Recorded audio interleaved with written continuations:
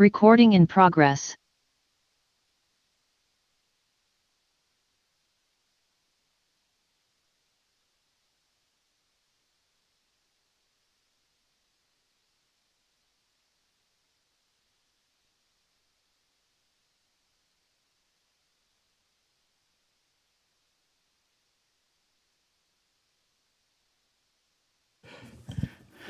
Good morning. It's 10 o'clock, and so at this time, I'll call to order the Douglas County Board of County Commissioners meeting for November 17th, 2022. And at this time, I would ask for everyone to stand for the Pledge of Allegiance and remove their covers if they are so inclined. Thank you. And that's being led by Commissioner Walt Nosad. I pledge allegiance to the flag of the United States of America and to the republic for which it stands, one nation under God, indivisible, with liberty and justice for all.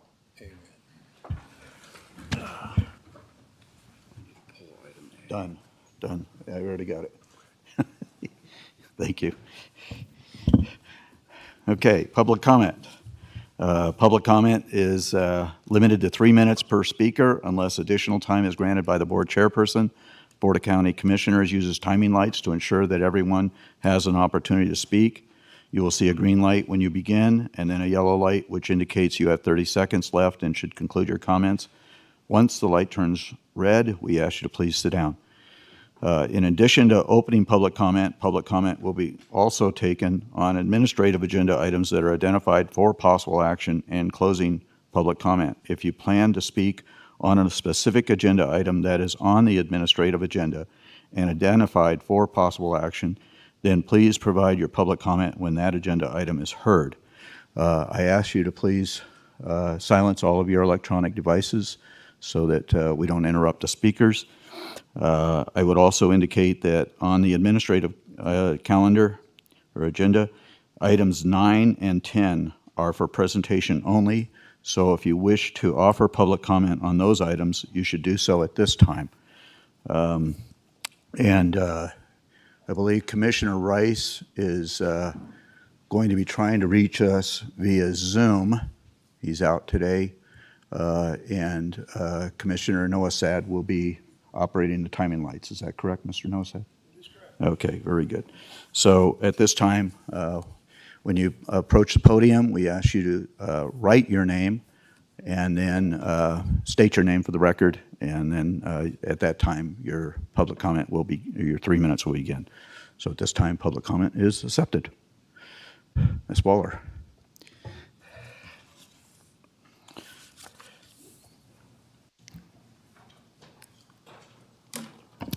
Before I start my comment and timing, has item number 11 been taken off the agenda? No, it's not. Pardon? No, it has not been Okay. taken off the agenda. Thank you very We haven't much. approved the agenda yet. Okay. I just saw a letter in the packet asking and requesting for it, so I wanted to have clarification so I don't make a comment on it now. Thank you so much. I'm ready. Ellie Waller, U.S. Highway Corridor Management Plan. The two recent public listening meetings, October 27th and November 3rd, were not recorded for the record. I do not believe the listening tour meetings and pop-ups after 2017 have been recorded either. The process of having the Tahoe Regional Planning Agency, NDOT, and Wood Rogers representatives answer questions at different locations, asking the public to write their concerns on pieces of paper, don't capture our issues or represented. I am urging Douglas County to notify the NDOT team responsible for the timeline to consider a deadline extension, which is currently December 31st. Also, take into consideration that this board may have an agenda item scheduled for December 1 from NDOT to discuss this various issue.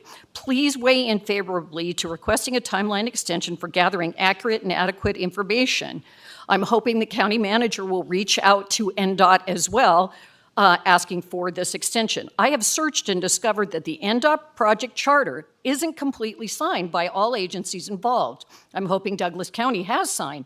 With that said, NDOT should at the very least extend the deadline until all agencies have signed on. How can the project charter, not signed by all the collaborating parties, be in play? An example of public health and safety issues and concerns is the supported regional effort to provide a bike lane that circumnavigates the lake. Public health and safety is key, and many areas around the lake should never be considered for the bike lanes, which include segments of Highway 50 in Douglas County and others like hairpin turns at Emerald Bay.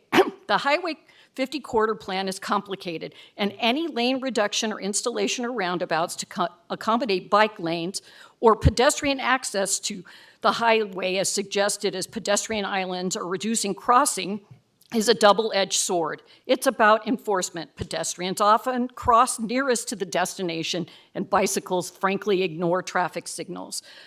Evacuation of South Lake Tahoe during the Caldor fire made national headlines. Vehicles were backed up in excess of 30 miles. All this and much, much more requires scrutiny. I'm hoping that we take a longer look at this and do talk to NDOT. And for one moment, do you think that anybody or everybody is going to use microtransit? And it's not free. Someone has to pay for it. Also, item 11, I hope is going to be heard, and I hope that the representatives for that project do show up. Thank you. Thank you. Do we have additional public comment here?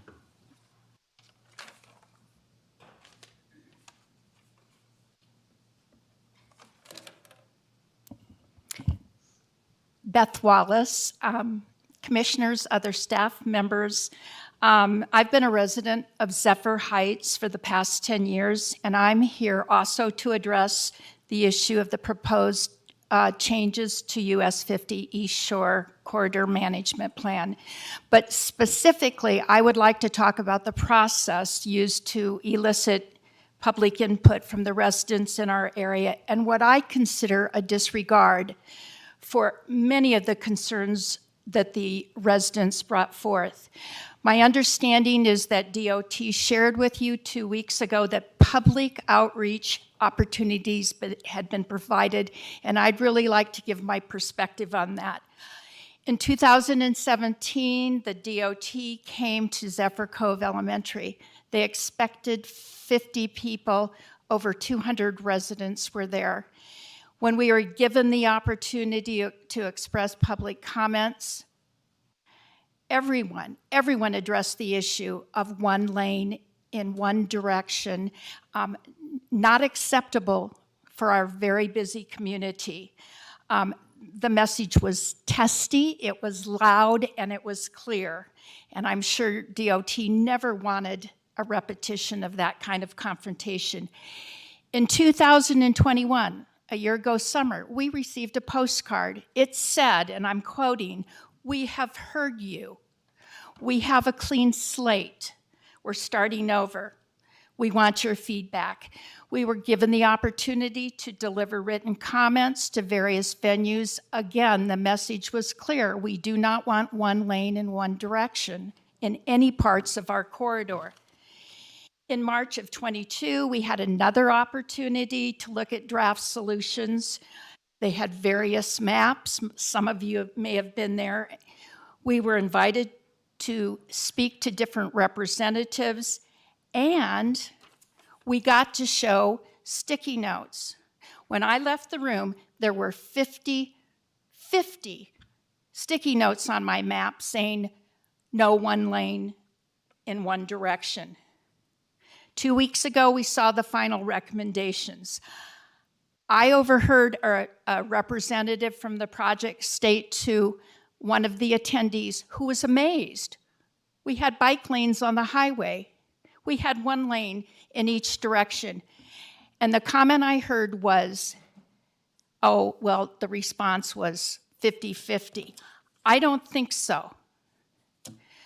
We were not and have not been heard. We live here, we travel these roads each and every day, we go to and from work. It's all good to have public outreach. but only if you're listened to and responded to what's said. In conclusion, I encourage the commissioners to continue traveling down that corridor on many occasions, summer and winter, to explore other options for ensuring safety and to formally advise the DOT that the current plan is not in the best interests of the residents. Thank you. Thank you.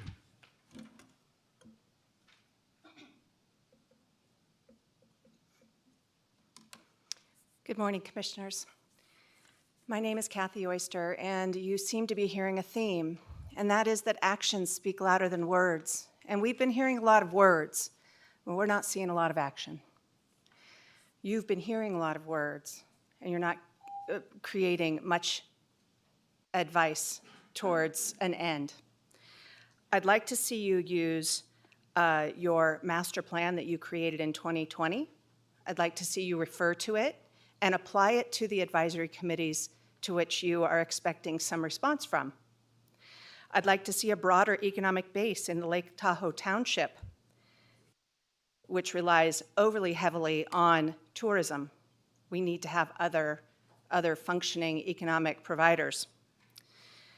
We need you to provide incentives to activate commercial use in our, for extended stays in our tourist overlays. That would get tourism outside of the NDOT corridor that's going to one lane and causing a heavier use by non-residents. If you got rid of all of those VHRs in the outer lying Tahoe Township, you might solve a little bit of that. That would be an action. I'd like you to stick to the rules that are outlined for residential communities. They're residentially zoned for a reason. They're clear, they're objective. Our vacation home rental permit rules are subjective. If you don't do these things, others will impose their will upon Douglas County, like NDOT, like the IRS. The IRS has come out with a letter, an advice memorandum, and for Mr. Ritchie's reference, it's 202-151-005, and it discusses what makes a vacation rental a business, not a residential use only.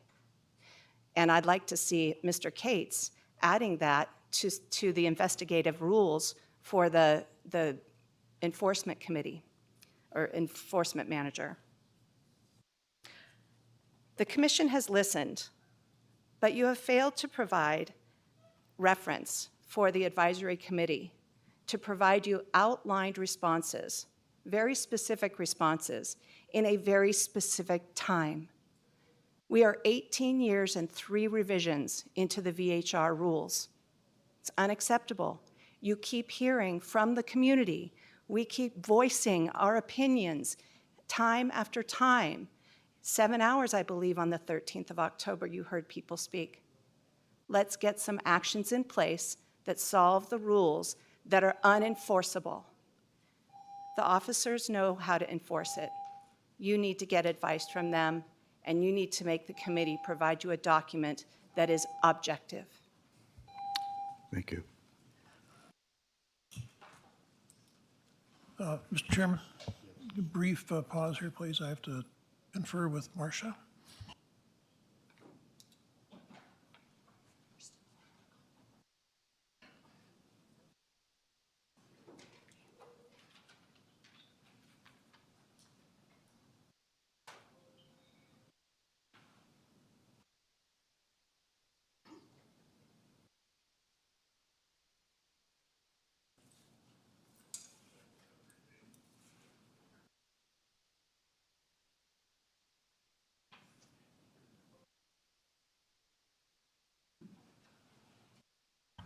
Okay, Mr. Chairman, technical difficulties are cleared.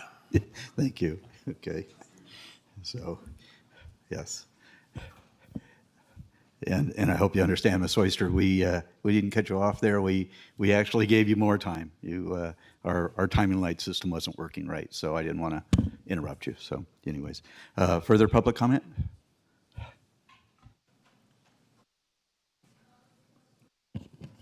For the record, Jeannie Shizuru, I want to piggyback onto a couple of the comments that we just heard. First of all, that June 1st, 2017 meeting where there was such a huge outcry that it made the papers that Lake Tahoe residents do not want any lane reductions. And my husband, who was a commissioner at the time, tells me that all 5 Douglas County commissioners agreed to that, even Nancy McDermott, to my surprise. And then also, the next lady, she was talking about action. You know that you've been receiving comments from the public that says, we would like you to take an up or down vote on the corridor study plan. That would be a great action that you could add to your December 1st agenda item. I also want to backtrack to the January 20th, 2022 meeting where the non-binding agreement was agreed to be signed to participate in NDOT's plan process this year. Item F was brought up and Scott Morgan was a presenter, and it was agreed to go along with this non-binding agreement, and the non-binding agreement was in the agenda packet. It was like 300 pages or something, and it included the communications array for Douglas County, which named Patrick Cates, Scott Morgan, and John Erb, and Sam Booth. But during the presentation of item F, consent item, the non-binding agreement was mentioned, but it wasn't presented, and it certainly wasn't explained. Subsequently, this year, when we're all wondering, how did this happen? How were we left out of the loop? Nobody goes back. In fact, Danny Tarkanian tried to pass on information from Patrick Cates, but he did not pass on the non-binding agreement, which showed this communication array. So we still have unanswered questions, is how did Scott Morgan get to be the project manager, and how come he is denying his responsibility? Even John Erb doesn't seem to know that he had a responsibility in this. So the communication has been very poor in Douglas County. The December 1st meeting could be used to fix that problem, to have a full-on discussion about this, and if you would agree to make an action item on it, and assuming from your comments at this November 3rd meeting that you guys are against lane reductions and roundabouts and bicycle lanes, and you were to have a no vote on that day, to me that would create a conflict between Douglas County, one of the partners, and NDOT. And it would seem to me that the conflict resolution process that's mentioned in the non-binding agreement should be then triggered, and we would have 90 days for you to work out the resolution. So that would buy us the time that the citizens have been asking for. Thank you.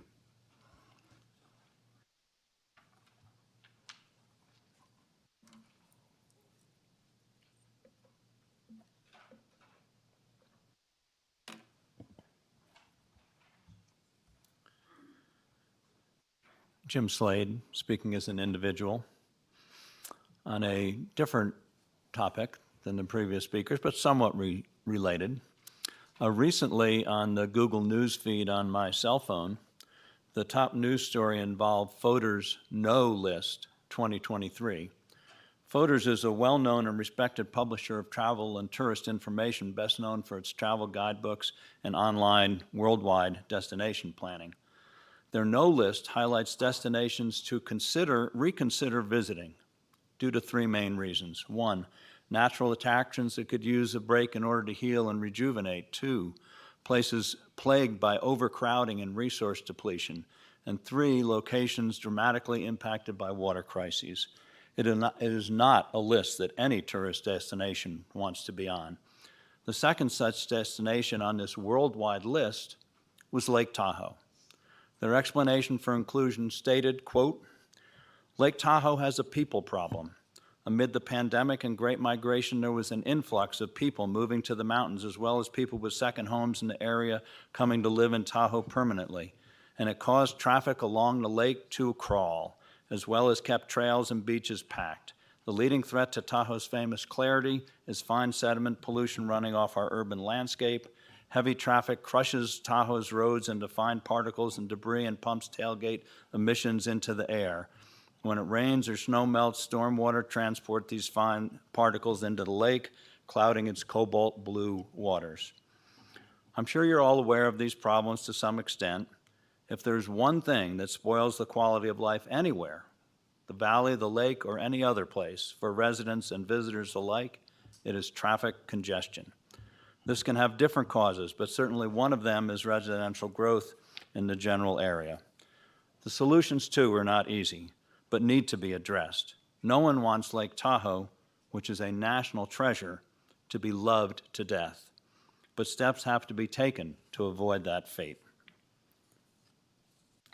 Voters did state that their no list was not meant to favor a boycott of listed destinations, but rather to encourage responsible travelers to support destinations that focus on community-first initiatives and to consider wisely the choices that they make in order to have a positive impact on the world.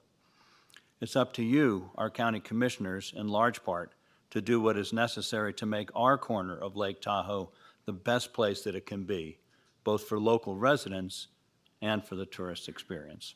Thank you.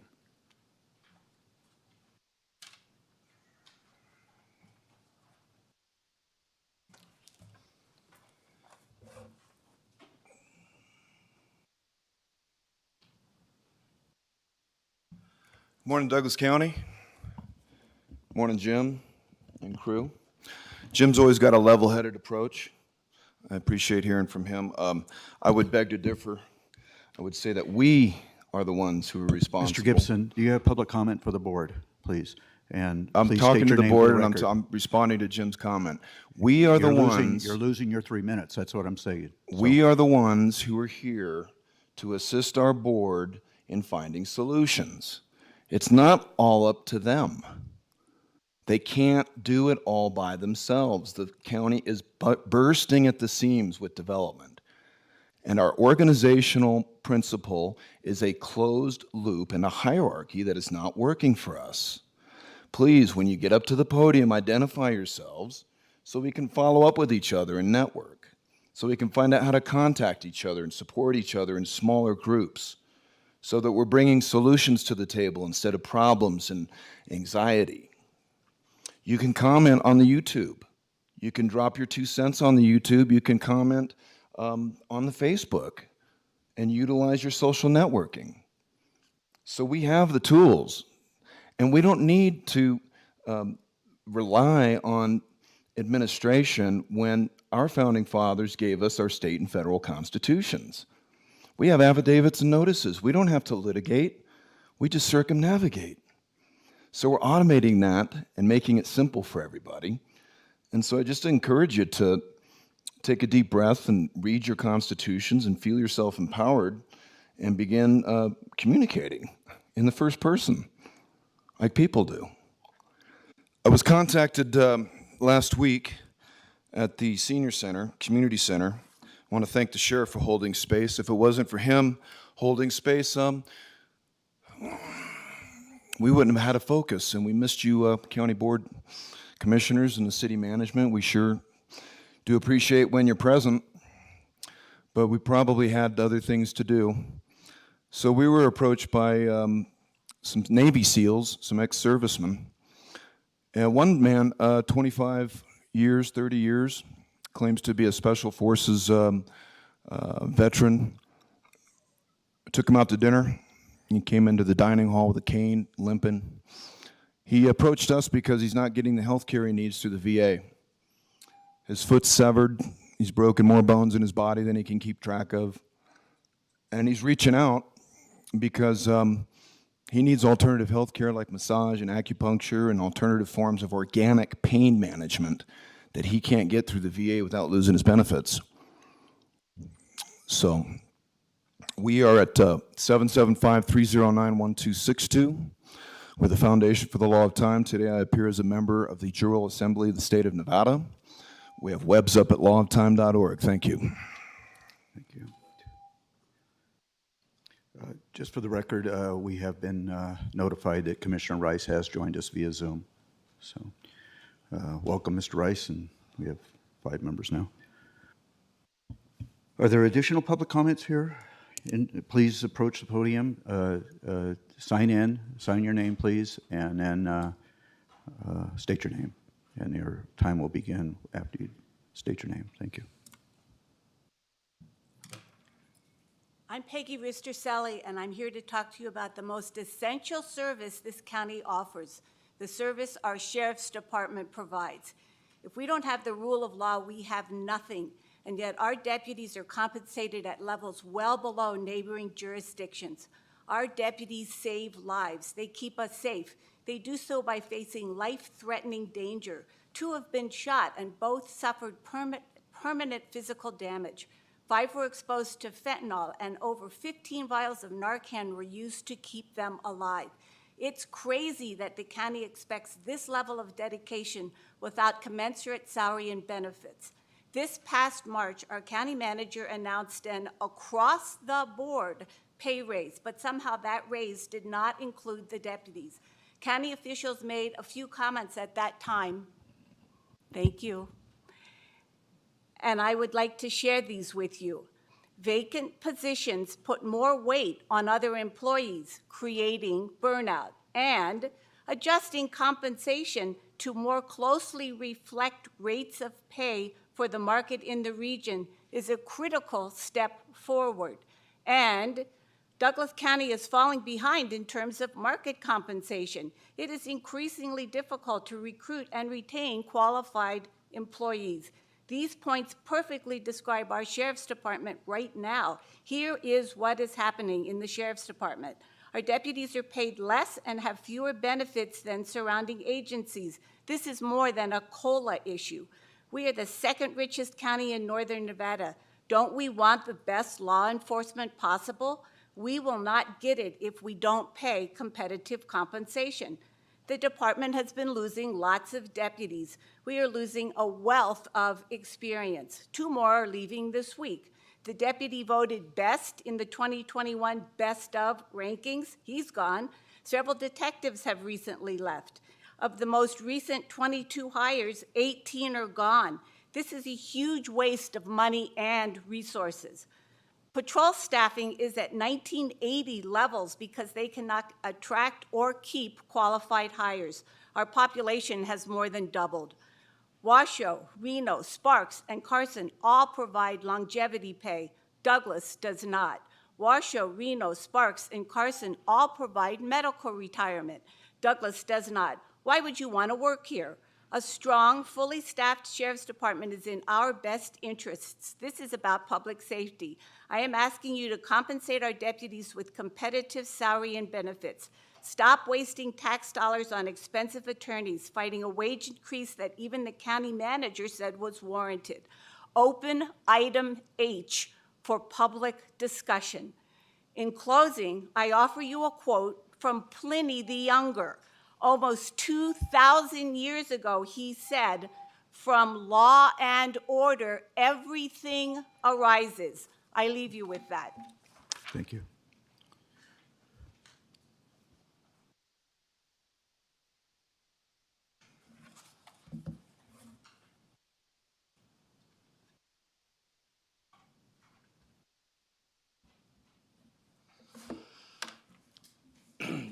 Those were great words, by the way, and well spoken. I'm going to reverberate those. Our sheriffs are a vital link to our vital economy. New people coming to I'm our sorry, area. we didn't get your name. Robert Trumbley, pardon me. Sorry about that, Mark. Robert Trumbley. I own a business here in town, and I'm a transplant. I came from a lot of crime. I lived in the Bay Area. I worked in the trades. I went from a young guy in the trades to a manager and dealing with helping our owners manage people and deal with retention. I understand retention. It's really difficult. I know what you guys are up against. It's hard.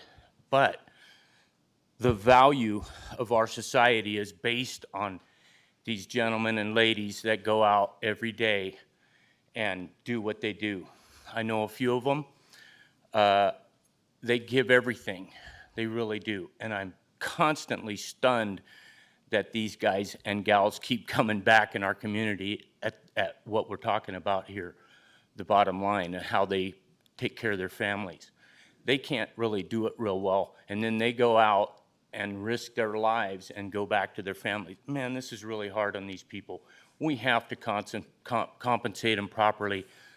We need to discuss this. Let's pull H up. Let's talk about this stuff. We don't need to fight about it. We need to come to an agreement and get them compensated, however that takes. Fiscally, I know it's not going to be easy. We spend a lot of money here. We have a lot of money here. Let's work on this, all right? Let's bring this up, you guys. Let's help our people so that they can help us. It may be one of you that they roll up tonight to help. So let's think about that, all right?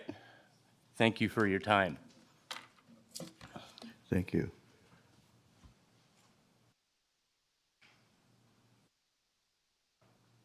Is there additional public comment here in chambers? Sensing no further public comment here in chambers, we'll go to Zoom. Ms. Johnson, is there public comment available on Zoom? Thank you, Mr. Chair. Marcia Johnson for the record. I do have a couple people with their hand raised. Elizabeth, do you have opening public comment at this time?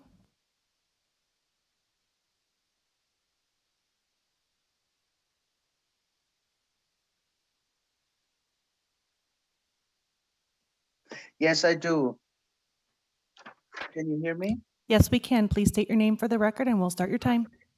This is Elizabeth Learnhardt. I'm speaking today on the NDOT issue. Today, I'm voicing my opposition to NDOT's lane reduction plan.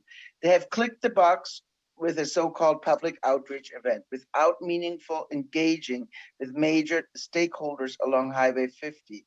The Skyline GID has gotten approval by NDOT to rebuild their fence after 7 years of negotiations. Yet the fence is absent in their plans, and our chairperson noted so on specific questioning about this during the 11/3/22 meeting. We got controversial and contradictory answers to it. The Douglas County Debt Management Board was not made aware of these conflicting plans when it approved the $800,000 bond for the Skyline fence. The Tahoe Douglas Fire Council was not aware of the lane reduction, how it would affect the public evacuation plan, nor was the Tahoe Douglas Sewer District involved in the planning, despite the fact that their sewer lines need to be serviced from I-50. None of the other GIDs or businesses along the highway were asked how this change affects the runoff drainage already in place. The greatest public interest is safety, yet NDOT is not following its own data, nor is it listening to alternative plans such as Janet Murphy's plan. The congestion is so bad in the basin that, as we heard before, Fodor's listed Tahoe 1 out of 2 recreational locations to avoid in California in 2023. Fire safety is the other great concern, as we all experienced last year during the fire.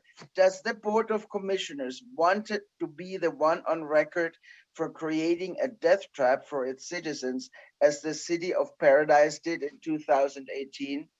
This ends my comment. Thank you.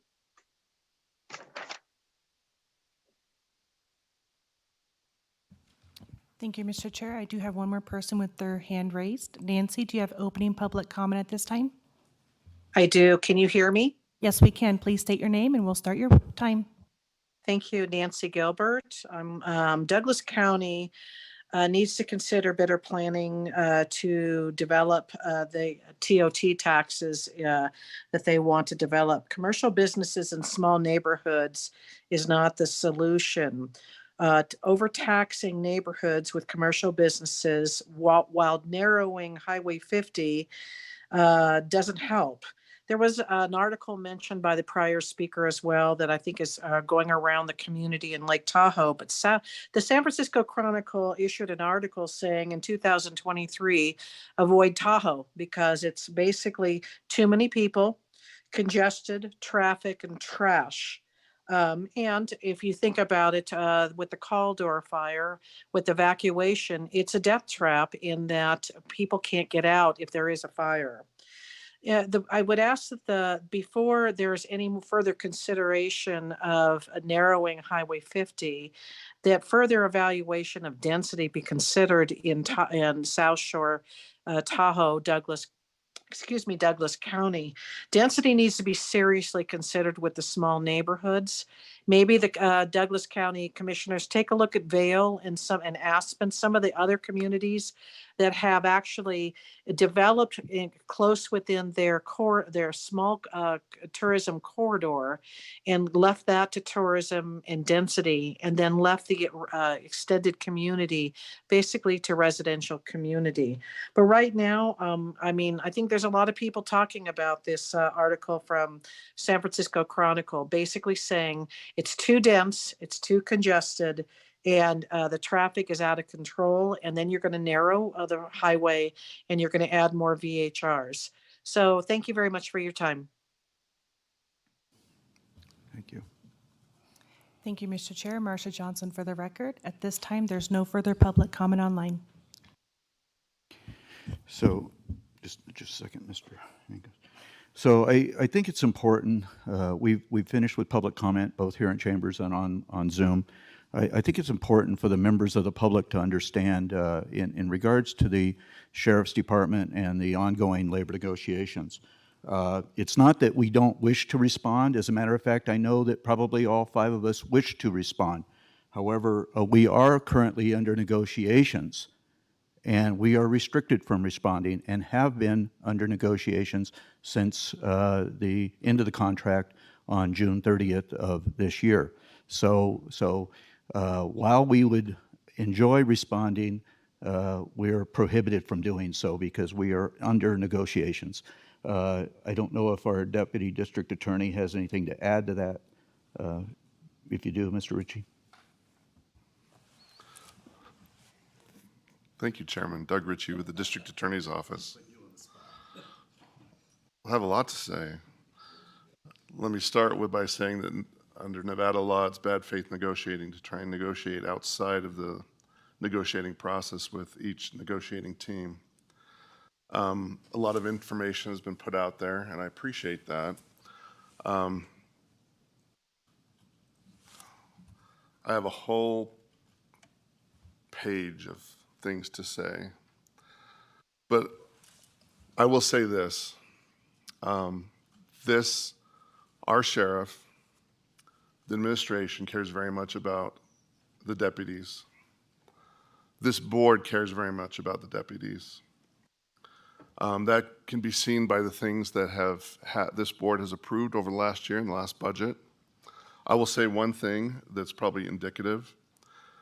Last June, management brought forward and the Board of County Commissioners approved a 2% COLA because of things that were happening in our country and in the economy.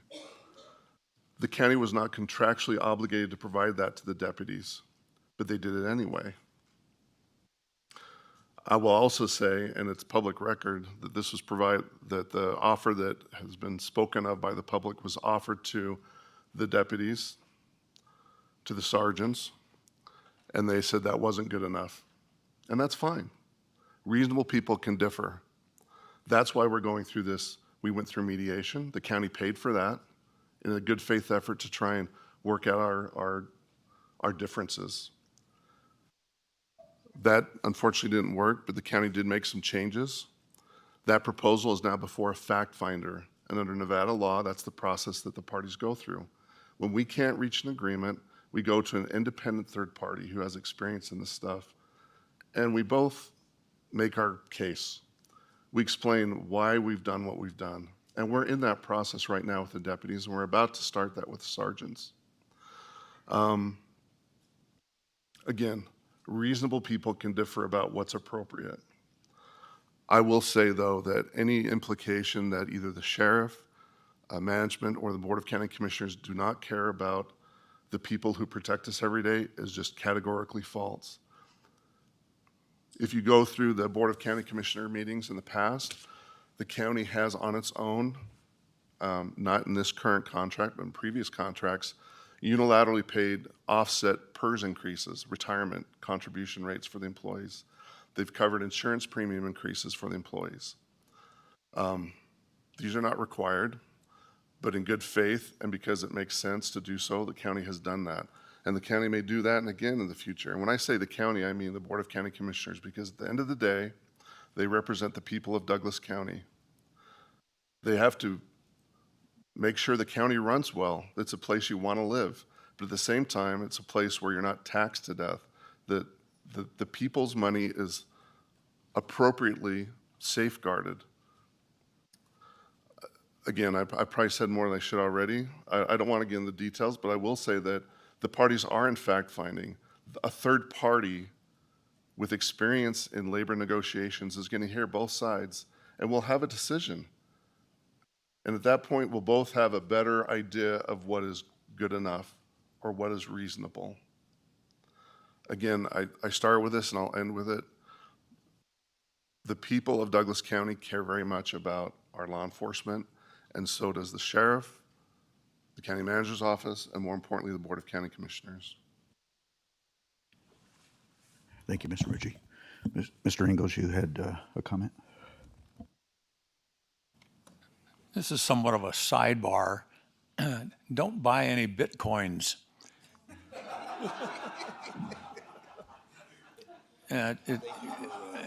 It's sad that our government is not only corrupt, but inept, and it's costing us all a lot of money. I only have about two more meetings and I'm done as a commissioner. And in regard to the lake, I think the lake is being loved to death. I don't know why they keep wanting to get more tourists in there, because the tourists that get there can hardly even move. And we've done a lot to try to have some of that activity curtailed.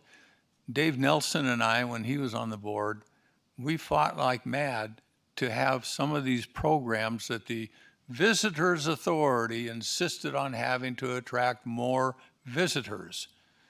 And I don't know whether that is such a good idea. We're already indebted to the tune of $35 million for that event center built up there, and we were opposed to it.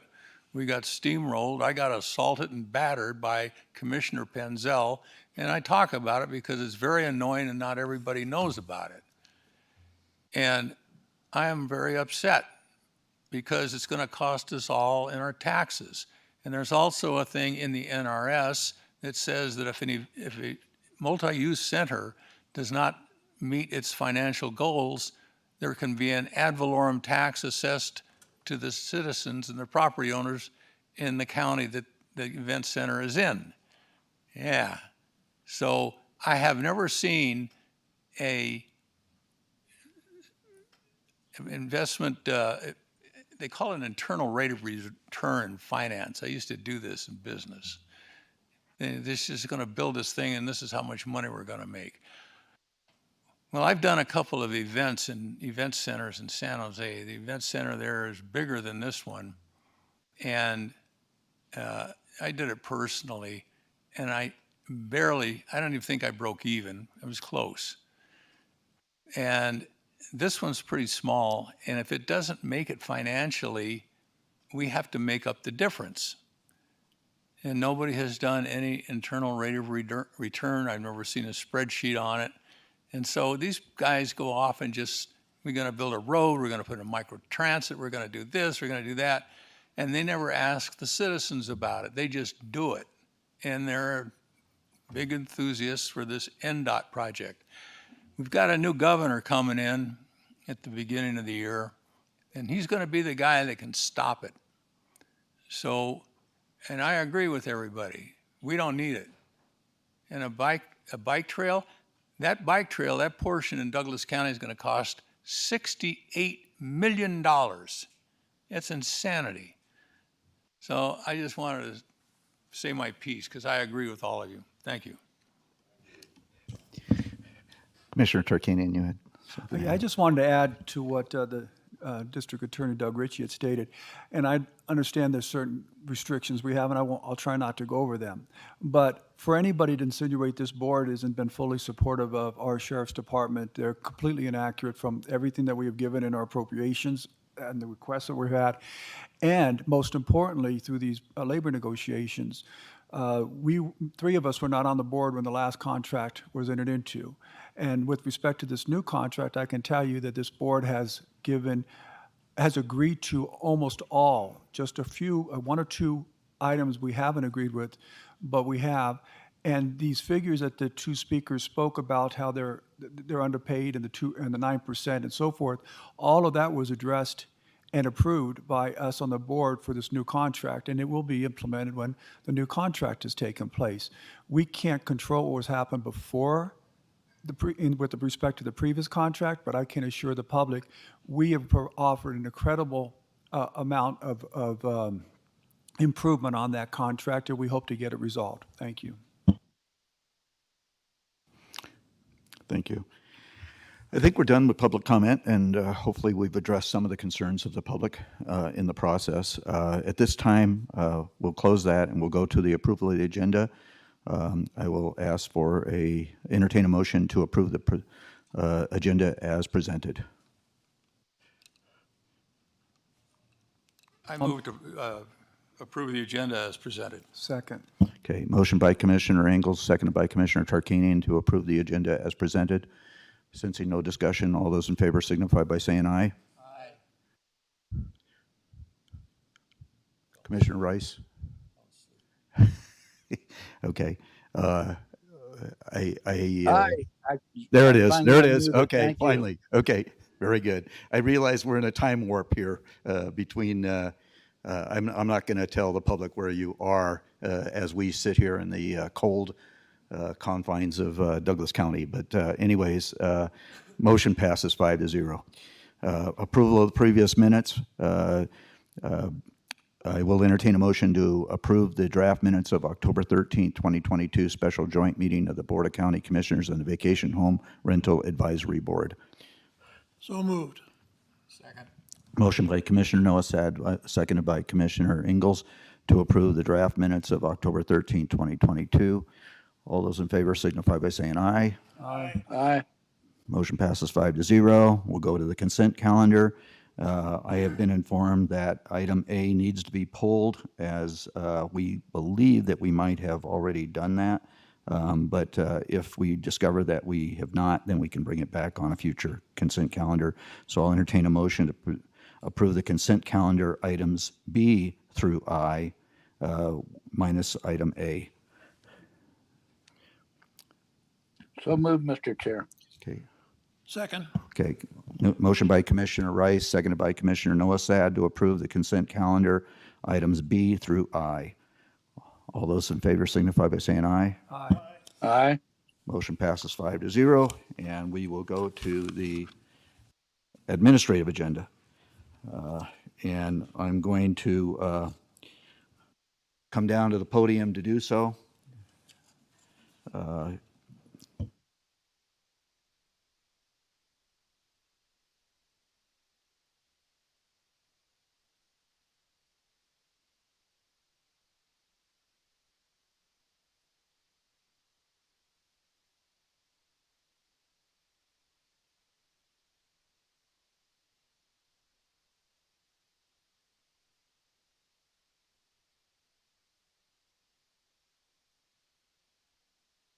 Okay, well, this is the fun part of the meeting.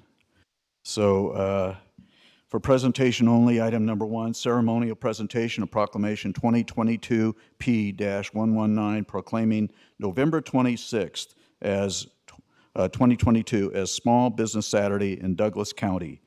We've had Black Friday now after Thanksgiving. We have Cyber Sunday, whatever it is.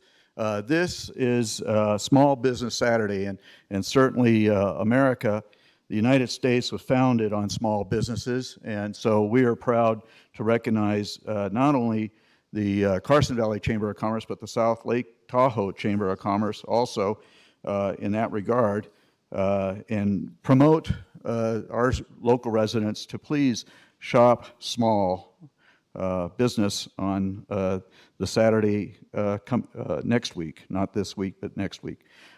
So we have Alicia Main here with the Chamber of Commerce, Carson Valley Chamber of Commerce, and the new president and CEO of the South Lake Tahoe Chamber of Commerce, Mike Glover, also. So I'll read this proclamation. We have a copy for each of you, although it's identical. Okay, so I'll only have to read it once.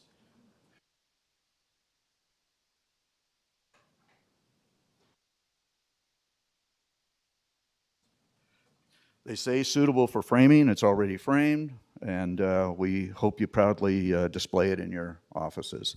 So proclamation, Douglas County Board of Commissioners, Proclamation 2022P-119, November 26, 2022, as Small Business Saturday in Douglas County. Whereas the government of Douglas County, Nevada, celebrates our local small businesses and the contributions they make to our local economy and community. Whereas, according to the United States Small Business Administration, there are 32.5 million small businesses in the United States. Small businesses represent 99.7% of firms with paid employees. Small businesses are responsible for 62% of new jobs created since 1995, and small businesses employ 46.8% of the employees in the private sector of the United States. Some substantial numbers.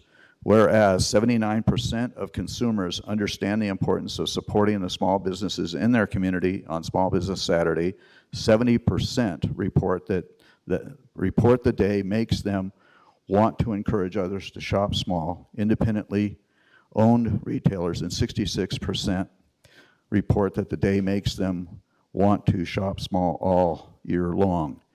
And certainly that's certainly true and necessary in Douglas County. And whereas Douglas County, Nevada supports our local businesses that create jobs, boost our local economy, and preserve our communities, and whereas advocacy groups, as well as public and private organizations across the country, have endorsed the Saturday after Thanksgiving as Small Business Saturday.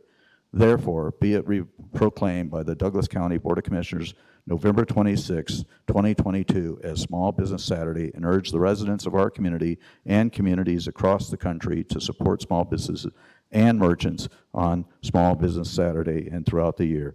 Adopted the 17th day of November 2022 Board of County Commissioners. So, Alicia, thank you.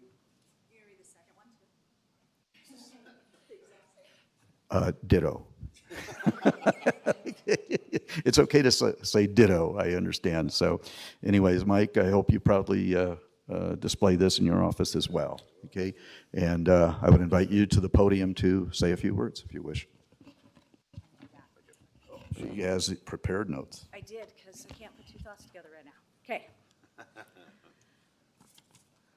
So on behalf of the Carson Valley Chamber of Commerce, Board of Directors, and our membership, I want to thank the Douglas County Board of Commissioners for this proclamation and continued support of businesses in our community.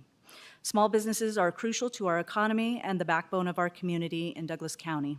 Participating in events like Small Business Saturday is a great way to show your support for businesses in the community and inform ourselves of the products and services they provide all year long. Thank you again for the support, and we look forward to continued collaboration with Douglas County in the future. And I also want to thank the commissioners that continue to support the small businesses. Commissioner Tarkanian, I want to thank you for promoting those small businesses each and every Saturday, so thank you. Thanks. So, Michael Glover, President and CEO of the Tahoe Chamber, ditto. But actually, since I've got the opportunity, I actually like to thank the commissioners for your time, your effort, your courage in being a public official. It's not easy in this day and age, so thank you very much for your efforts.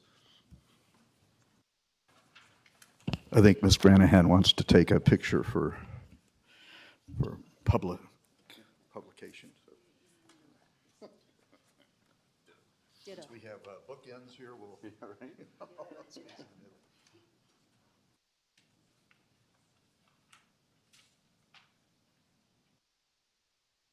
Okay, you took 3, so we each get one, right? Thank you so much. And once again, folks, please shop small in a couple of weeks. Shop small every day, actually. We need the business here in Douglas County. Item number 2, per presentation only, presentation of proclamation 2022 P-113 declaring November 13th through the 19th, 2022 as Nevada Flood Awareness Week in Douglas County. And I understand that Ms. Walker, or Courtney Walker, which is our flood storm manager, is out sick today, and so joining us for this proclamation is our Community Development Director, Mr. Tom Dallaire.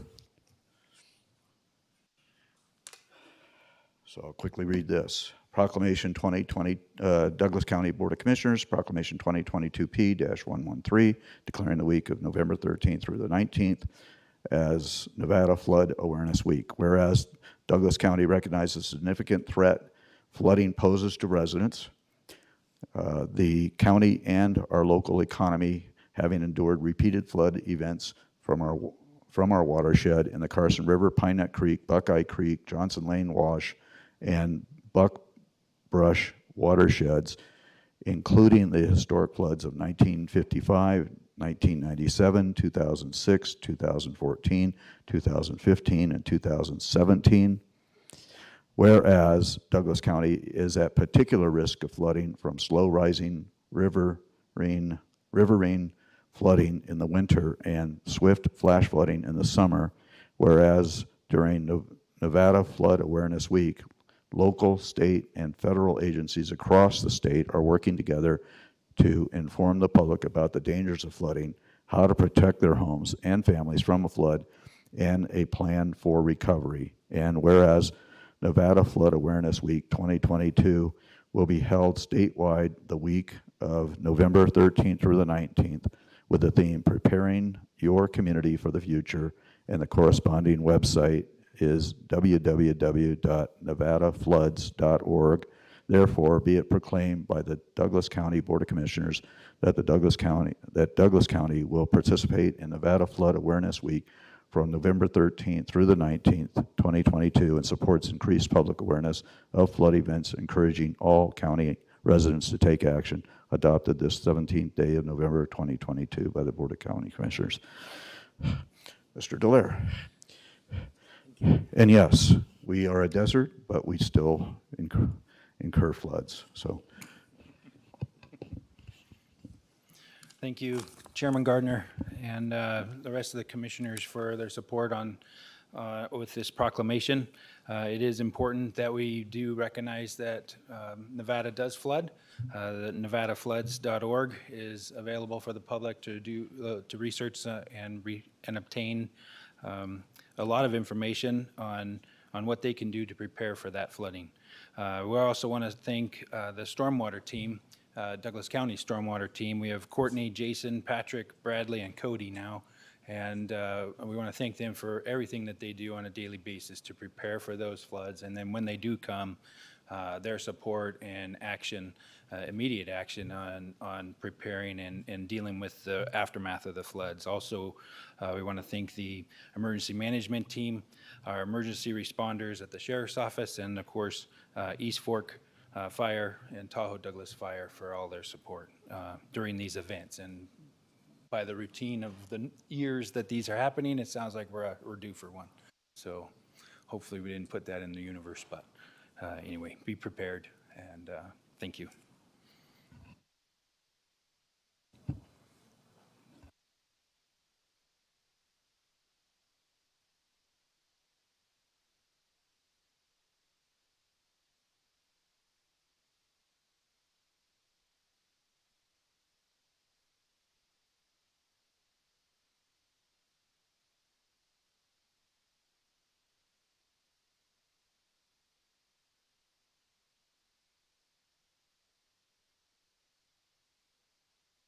that's why I'm very careful what I say to him. Okay, item number 3. So we'll go in, and most appropriate to have this as item number 3 after that. For possible action, discussion to accept the annual progress report on the Carson River Watershed Regional Floodplain Management Plan prepared by the Carson Water Sub-Conservancy District and Douglas County being presented. I don't know if, is Ms. Walker online with us to do that, or is that going to be presented by, okay. So, Ms. Walker, floor is yours. I just need Marcia to turn my camera on. It won't let me. It says the host has stopped my camera. Oh, perfect. Thank you. Good morning, Courtney Walker for the record. I have been home all week with the flu, so I didn't want to spread Flu Awareness Week with all of you, just Flood Awareness Week. So I just wanted to give the next couple of items via Zoom, and happy for the opportunity to do so. The item that we have up first is to discuss the annual progress report on the Carson River Watershed Floodplain Management Plan. A little background on that plan. It is a regional plan that is put together on a 5-year basis. It's updated by the Carson Water Sub-Conservancy District. It includes Alpine County, Douglas County, Carson City, Lyon County, Story County, and Churchill County. And so it's a very unique plan in the way that it integrates an entire watershed and their floodplain management efforts all together. We receive credit for it in the FEMA Community Rating System, which Douglas County participates in, and that is a program where we conduct various activities around the county, such as outreach and open space preservation in the floodplain, flood hazard mapping, higher regulatory standards, stormwater management, and floodplain management. And so this progress report is basically an update on the activities that occurred from July 1st, 2021 through June 30th, 2022 that help move that plan forward.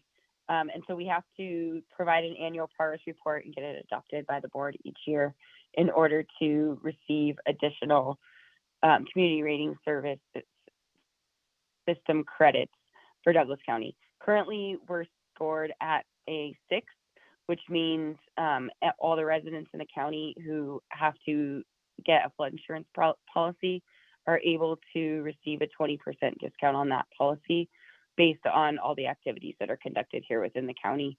I just wanted to highlight a couple of the projects that we have going on that help meet some of these goals that are occurring right now. One of them is the Ruin-Strauth Area Drainage Master Plan that was presented to this board, I believe, last year. We have a letter of map revision, which is a floodplain map revision in process with FEMA being finalized for Smelter Creek down in Ruin-Strauth that actually will remove several residents from the floodplain in the mapped area. We have a flood awareness event that we just conducted on Tuesday at the Douglas County Community Center, where residents came out and learned about various projects that are happening around the county. Especially, most people were interested in the Johnson Lane projects that are occurring at the moment and the construction that's underway there. And so those are some of the projects that we have going on right now. And basically everything's outlined in that report. It also integrates a lot of information that the Carson Water Sub-Conservancy District has provided in terms of flood awareness education to Douglas County students at the various schools around the region. They have a really cool flood model that they bring, demonstrating floods and how they work and how wetlands and open space tend to observe the floodwaters versus developed areas and parking lots and impervious area that can't soak up the water. So there's a lot of different things happening in the plan, and that plan just summarizes the activities that occurred this year. This item is for presentation only, but with that, I can take any questions if there are any.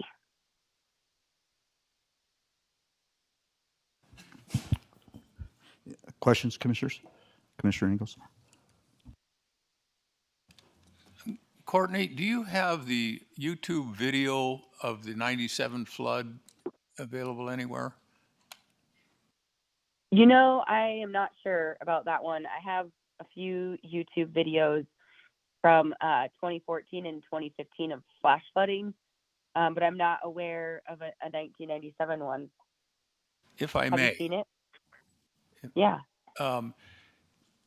It's on YouTube, and it's the 97 flood of the Carson River.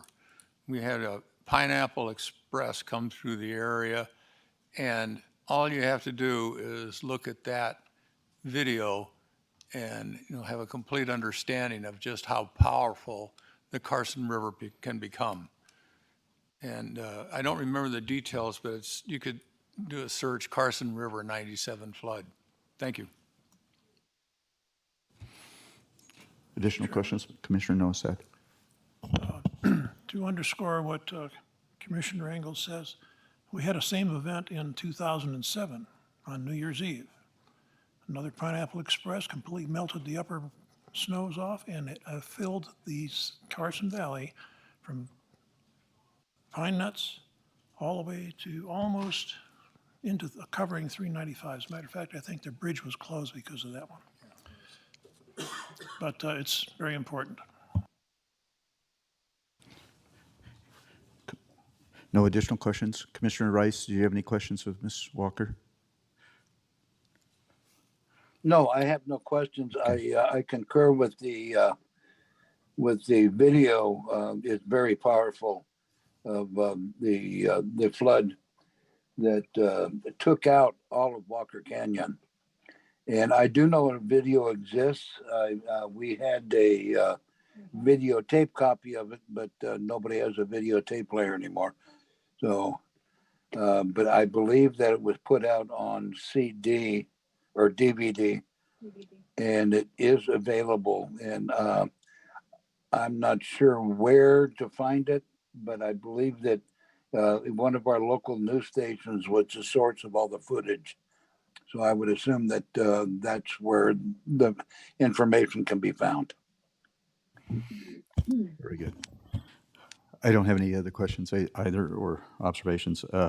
This is a for possible action item. So at this time, we'll go to public comment. Is there any public comment on item number 3?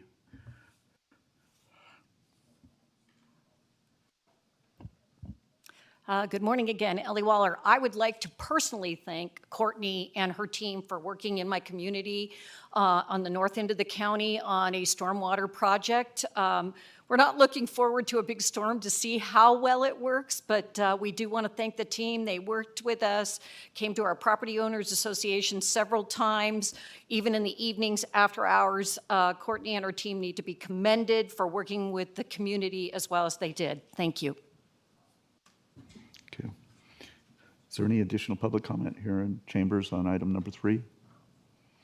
Sensing none, Ms. Johnson, is there any public comment online? Thank you, Mr. Chair. Marsha Johnson for the record. At this time, there's no public comment online. Very good. We'll bring it back to the board. So we certainly could use the water, but not to the extent where it becomes a flood and causes problems for not only our residents, but also the safety of our residents. So at this time, I'll entertain a motion to accept the annual progress report on the Carson River Watershed Regional Floodplain Management Plan. So moved. Second. Motion by Commissioner Nosad, seconded by Commissioner Ingalls to accept the annual progress report on the Carson River Watershed Regional Floodplain Management Plan. Sensing no further discussion, all those in favor signify by saying aye. Aye. Aye. Motion passes 5-0. We'll go to item number 4, and once again, this has to do with water and flood. So for possible action, discussion to adopt Resolution 2022R-120, a resolution adopting the flood warning and response plan. And once again, this is being presented by Ms. Walker. Thank you, Chairman. For the record, Courtney Walker. This resolution is for the flood warning and response plan. And as stated originally, my dog is going to freak out now that we started talking. As stated originally, the flood warning and response plan was it was a project by the Army Corps of Engineers recently. They have a Silver Jackets team throughout the state of Nevada who they work together on non-structural flood control projects planning and things like that, unlike the Army Corps of Engineers from back in the day. And so I was actually at a Flood Management Association conference a couple years ago, and they were talking about how they could facilitate county plans, specifically flood warning and response plans. And this is also part of the community rating system, which helps you garner additional points for flood insurance discounts on your policy. And this is actually in a category that Douglas County does not obtain any points currently in Activity 600. There isn't anything that we have that meets all of the FEMA requirements. However, there is a lot that we are doing that would qualify. It's just not in the format that they had wanted in order to score it. And so I brought up the project. It was a project we started working on in 2020, right when the pandemic hit. And so we were working on it remotely and put the plan together, and they did a great job with gathering information from myself and emergency management and East Fork Fire to compile all the information, because a lot of it exists in other plans that we have, such as the Hazard Mitigation Plan, which was adopted by the County Commission in 2019. And that plan is usually updated about every 5 years. There's also a flood management guide that had a lot of the information as well that was adopted at the end of 2015. And then, of course, there's the Emergency Operations Plan. And so they worked with us to organize the information that FEMA is looking for to get credited under Activity 610 within the CRS program, and reference the information where it is found in each of the other plans, rather than rewriting everything into one plan. And so all the information is pretty comprehensive. Next year, we should be going through our next 5-year audit with FEMA and the community rating system. And I'm hoping that this plan, through its adoption, will enable us to get some additional points for our flood warning and response. And some of the main things are our flood recognition system. And so how do we identify that an impending flood is coming? We work very closely with the National Weather Service. They give us hourly updates when an event is coming to tell us what is happening. And then additionally, what are our methods to warn the public that a flood is coming? So that's our emergency warning dissemination. What's our plan for flood response operations? And that's basically, when do you initiate the emergency operations center and all those responses for closing roads, and what's your plan going to be, basically. And then the fourth one is coordinating with critical facility operators. And so that's just making sure that your hospitals, your fire stations, your critical facilities are going to be able to be either accessed or evacuated, and how you're going to deal with that.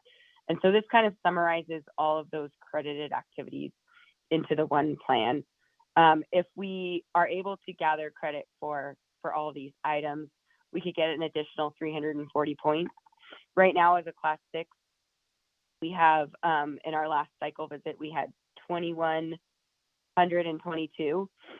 So we have about a little under 400 to go. So this would get us closer, and with a few more activities, it could possibly be attainable to move to a Class 5, which is very difficult to maintain and obtain at the same time.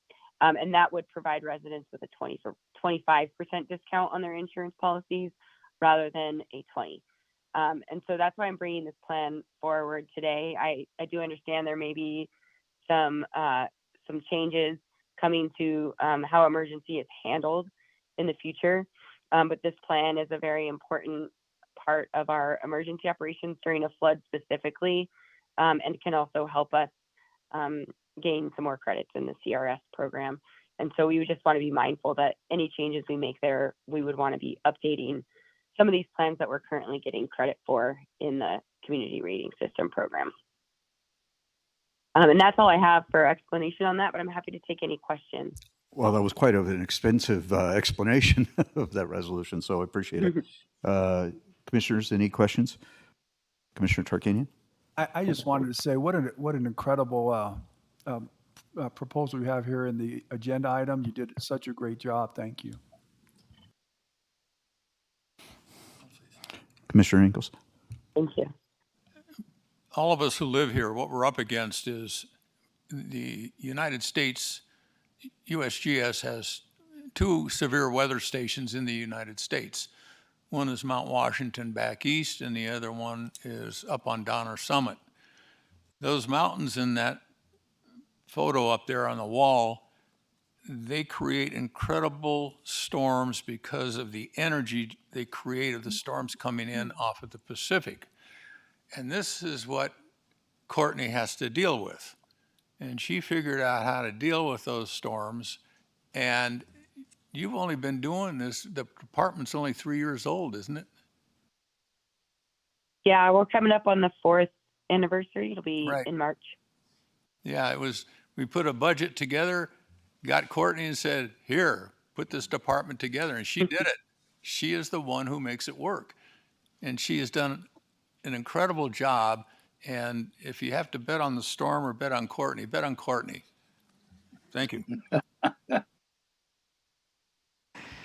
Any additional comments, commissioners? If not, this possible action item. I'm sorry, Commissioner Rice, did I cut you off? You didn't cut me off. It's just a little hard to get in here. I have known Courtney since I was elected, and most of the time, the work that she does that I have noticed is up at the lake, especially with the KO Complete Street program and all of that. And I am continually amazed and delighted in the work that Courtney puts together. Thank you, Courtney, for what all that you do. Thank you. I'll say ditto. Okay. Good. So at this time, it's possible action items, so we'll go to public comment. Is there any public comment here in chambers on item number 4? Sensing no public comment on, Ms. Johnson, is there any public comment online? Thank you, Mr. Chair. Marcia Johnson for the record. At this time, there's no public comment online. Okay, we'll bring it back to the board. Any further comments or questions? Otherwise, we'll entertain a motion to adopt Resolution 2022R-120. Mr. Chairman, I would like to move that we adopt Resolution 2022R-120, adopting the flood warning and response plan. Second. Okay. Motion by Commissioner Rice, seconded by Commissioner Tarkanian to adopt Resolution 2022R-120, a resolution adopting the flood warning and response plan. Since no further discussion, all those in favor signify by saying aye. Aye. Aye. Motion passes 5-0.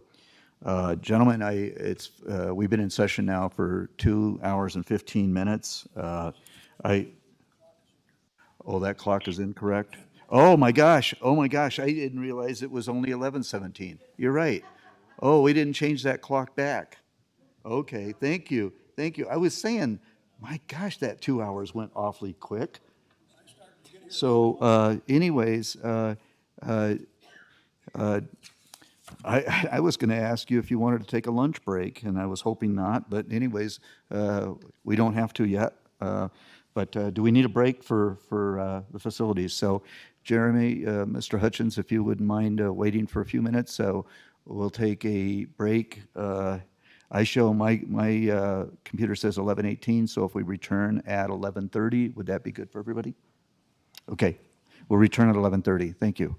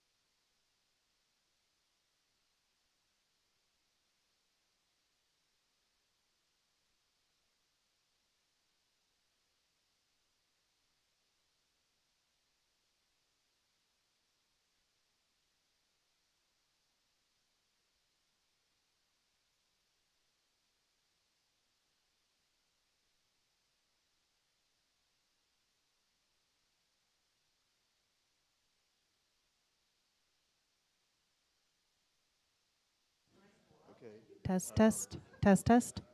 Can you hear it through the system?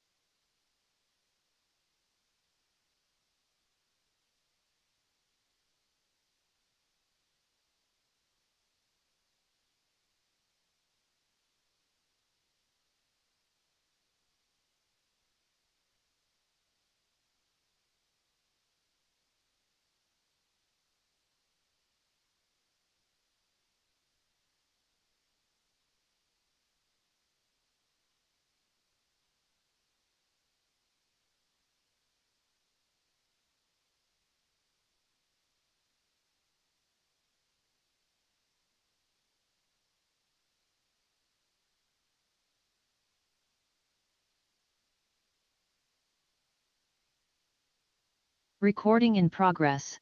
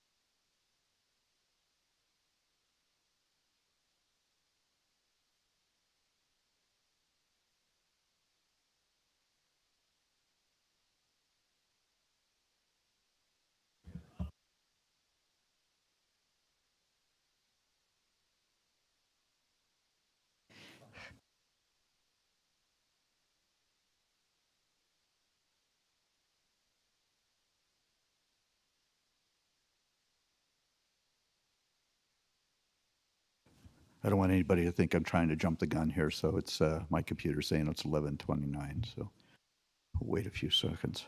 11:30, so we're back in session. And I believe all 5 commissioners are back in. Commissioner Rice, you with us again? I am with you again. Very good. Okay. Item number 5, and I've just discussed it with the other commissioners, and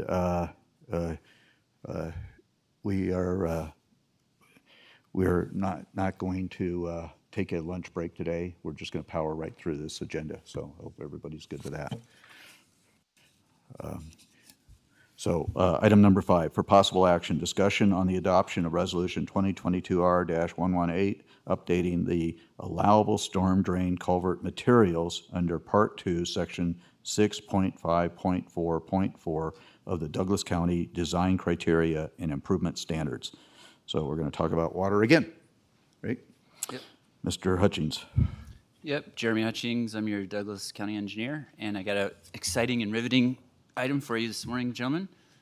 Culvert material for stormwater. So this is packet page 739 to follow along, and I will be brief at some good advice I just had in the men's room. So the resolution 2022R1118, purpose and intent. So basically we're trying to just update the design criteria to allow a few additional pipe materials to be used. And actually this was Courtney Walker, our stormwater program manager, brought this to me because sometimes she's out in a more rural area, and our code really requires reinforced concrete pipe under roads. And if she's replacing a culvert that is a corrugated metal pipe, it's pretty cost prohibitive. So sometimes it's appropriate to use a different pipe material. So that's the real intent here. So what's currently allowed? We basically break it down into generally 2 categories: roads and driveways. Minimize, you don't see that. So for today, the code reads, we're allowed reinforced concrete pipe, and here's a great photo of some engineering action. Culvert sitting on the side of a road. So that's concrete. Driveways, private driveways, the culvert's actually maintained by the resident. And today you can do concrete or corrugated metal pipe, and here's corrugated metal pipe shown as an example. So we're proposing a slight change for new roads. We'd still like to require the concrete, makes a lot of sense. Tweak the code a little bit to allow for repairs on existing roads to be concrete or corrugated metal. That's the CMP that we showed in the previous photo. And then for driveways to go from concrete, or to allow concrete, corrugated metal, and also high-density polyethylene pipe, which is shown here as an example. So it's really just a small code tweak. It'll help the residents have a little bit broader selection of materials to choose from. These materials are all used all over the country regularly. So it just gives us a broader range of selection, especially in supply chain days. The problems we have with supply chain these days, it's uncertain which materials are readily available. And that gives you a little more selection for for Courtney and also our residents for their driveways.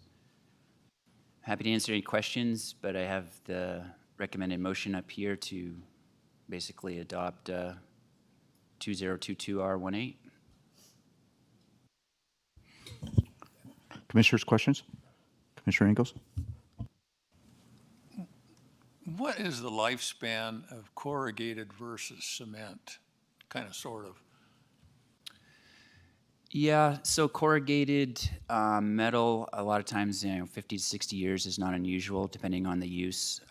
Where you see corrugated metal deteriorate a little bit sooner, Commissioner Engels, is when you have exposure to, a prolonged exposure to water from either a perennial stream or some sort of irrigation facility. The way that we've structured the resolution is the corrugated metal would not be allowed if the situation were to expose it to prolonged water. So we wouldn't allow it where we thought that it would be rusted out. Concrete, theoretically, if you look at the actual strength curve for concrete, it gets stronger indefinitely, essentially forever. At least that's what the tests show. I hadn't thought about this, Jeremy, until you brought it up, but we're on the old Kimmerling Ranch, and Mr. Kimmerling used to run alfalfa out there, and we're on the Edna Ditch, and he had an old cement pipe in there that he would use to flood one of the pastures. And it was getting a little dog-eared, so I put in corrugated right next to it, because I knew that he had the right depth and angle and so forth. And I don't know what happened in the years that he was there, but we've only had 1 year where I've had the water high enough in that irrigation ditch to use it. But the thing that's interesting, though, is it's a lot lighter for me, with my own tractor, to move it around against a big cement pipe that is pretty darn heavy. So it's, and I was curious to get your experience on how long that'll last. It'll outlast me. Thank you. Chairman? Commissioner Noah. Question, I'm looking at the culvert material. It says culverts under new public or private road shall be reinforced concrete pipe. And I didn't see anything about reinforced concrete pipe on your presentation. Thanks for the question, Commissioner Noisette. I was abbreviating it to keep it at concrete, but essentially it's reinforced concrete, which just means there's steel. Thank you, sir. Commissioner Rice? I have no questions. Thank you. Commissioner Tarkanian? No. The only question I had, do you have is there a minimum size on the culverts, Jeremy? Yes. For driveways in Douglas County, the minimum size is 15-inch diameter. You will see some exceptions where would have to grant a variance to that to get down to 12, but by code for driveways, it's 15-inch. Then this size is really determined by engineering calculations of how much water is flowing through the ditch. The life expectancy, as long as Commissioner Ingles talked about it, the life expectancy of the polyethylene, is it? High-density polyethylene plastic theoretically lasts forever. That's what I was thinking, you know. I worked with that in the industry, and I thought it was like a forever product. So, and it's probably what's the cost differential between corrugated metal and the high density polyethylene? Again, not again, but that varies with the price of oil. High density polyethylene is a petroleum product, so when the price of a barrel of oil is up, those will skyrocket. But typically they're comparable.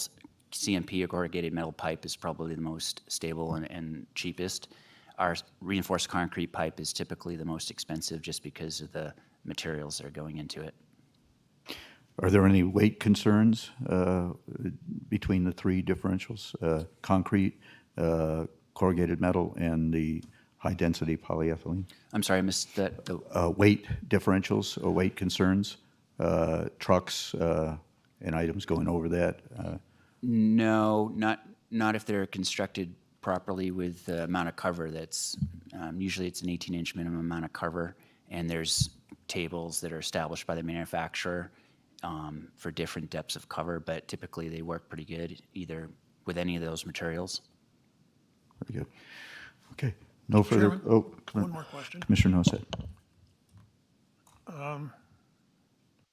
The second paragraph, culverts under private residential driveways may be or high-density polyethylene, depending on whether the fire is going to be there or not. I would suggest that polyethylene may last a long time, but if it undergoes a fire, it's going to be a lump of plastic enduring. Correct. And so we did put in there if it's exposed, expected to be exposed to fire. Now, what does that mean? Basically, the intent there, Commissioner Nosad, was if it was some sort of irrigation water where the rancher would come in and burn out the ditch to maintain it, that HDPE or the plastic pipe wouldn't be allowed in that instance for that application. Thank you. Good question. Okay, this is an action item, so we'll go to public comments for this. Is there anybody in chambers here that wishes to offer public comment on item number 5? Sensing no public comment here in chambers, Ms. Johnson, is there any public comment online on item number 5? Thank you, Mr. Chair. Marsha Johnson for the record. I do have someone with their hand raised. Phil, do you have public comment on item number 5?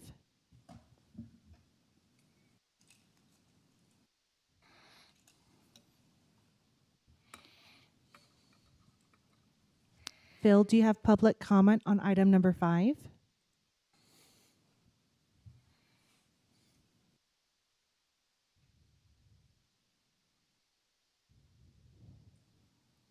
We can't hear you, Phil. Do you have public comment?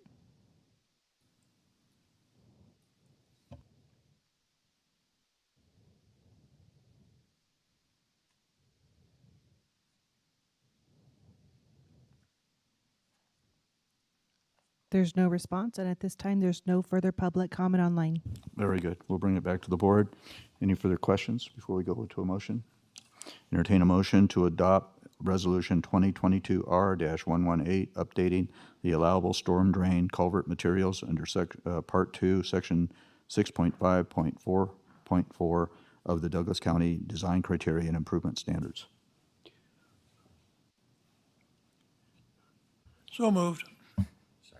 Okay, motion by Commissioner Nosad, seconded by Commissioner Ingalls to approve, adopt Resolution 2022-R-118. Since no further discussion, all those in favor signify by saying aye. Aye. Motion passes 5-0. Go to item number 6. Thank you very much, Mr. Hutchins. Item number 6, for possible action, discussion to approve sending a letter of acknowledgement and support to the Governor's Office of Economic Development, GOED, to award economic incentives to American AVK Company as allowed by state law. This is being presented by our Economic Development Manager, Lisa Granahan, and Amy Miller. Yeah. Thank you, Mr. Chairman. For the record, Lisa Granahan, Economic Vitality Manager. It has been a few years since we brought a similar item before you, so I thought I would take the opportunity to introduce the item, give you a little bit of background, and then introduce Amy Miller with NNDA. And since we wrote this item, Amy just got married and is now Amy Barnes. So congratulations to Amy. I'll go back to the item, though. The state of Nevada, through the Governor's Office of Economic Development, referred to as GOED, offers a variety of incentives to help qualifying companies make the decision to do business, or in this case, expand in Nevada. Manufacturing is one of the target industries the Douglas County, NNDA, and GOED have identified as having the greatest potential to diversify our economy through investment by the companies and the creation of jobs that pay higher wages. NNDA helps companies like American AVK Company seek incentives through GOED. Through that process, GoEd seeks a letter of acknowledgement of the incentives from the county. I prepared the item to provide that letter of acknowledgement and also to support the application if that's the board's desire. From a big picture perspective, I want to mention the return on investment of this expansion to the county. In your financial, in your packet on page 743 in the financial impact section, which the CFO has reviewed, the total cost to the county over 10 years in abated revenue is just over $1 million in personal property tax and sales tax. But on the other hand, the benefit over that 10 years is a net new revenues after abatements of $5.2 million in real and personal property and sales tax. This information is detailed in the attached analysis, which is on page 749 of your packet. I also wanted to mention that standing here beside me is Randy Looney, the Special Projects Manager with AVK, and he is here if the board has any questions and to speak with you. And with that, I will turn it over to Amy to tell you about AVK's planned expansion and the investment. Good morning, everybody. Thank you for coming. This is my first time as the Director of Business Development with NNDA to bring a company to you guys. So please feel free to ask any questions along the way. I'm here to talk to you today about the expansion plans of American AVK Company, who is currently an existing company here in Douglas County. American AVK established amended in 2007 as a manufacturer of water valves and fire hydrants. AVK is now applying for sales and use tax, modified business tax, and property tax abatements at the December 1st GoEd meeting for their expansion.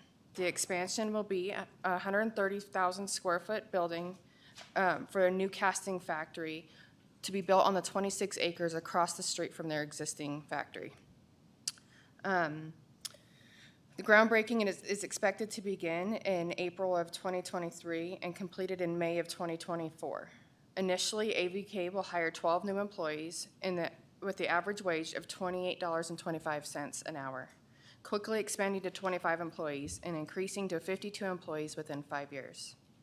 AVK is a great employer, paying 100% of employee benefits as well as offering tuition assistance. As a capital investment of $21,418,000 and $16,846,000 on new equipment, the expansion is expected to cost $38,264,359. Randy Looney is here with AVK, American AVK Company, to answer any questions you may have. Thank you. Commissioners, questions? I knew you. I know you've had tremendous interest in this company for a while, so Mr. Ingles. Yes. AVK is a marvelous company. When I went to visit them, they had a pallet full of fire hydrants being exported to Malaysia. And I thought that was amusing because, and maybe you could work on this, because they can't get anybody to buy or contractors to use their AVK fire hydrants here in Douglas County. And I never really could understand that. It had something to do with the contractors and who they buy them from, because it's my understanding there's only 2 companies in the U.S. that make fire hydrants. Is that right? There's 4. 4? Okay. There's only 1 here in Douglas County. And I don't know why we don't use their fire hydrants or put it into the contracts to use their fire hydrants. But anyway, it's a marvelous operation. They get glowing reports from OSHA, and it's just remarkable that here we are in little old Douglas County in Nevada, and they're shipping this stuff out to Malaysia. So good work. Thanks.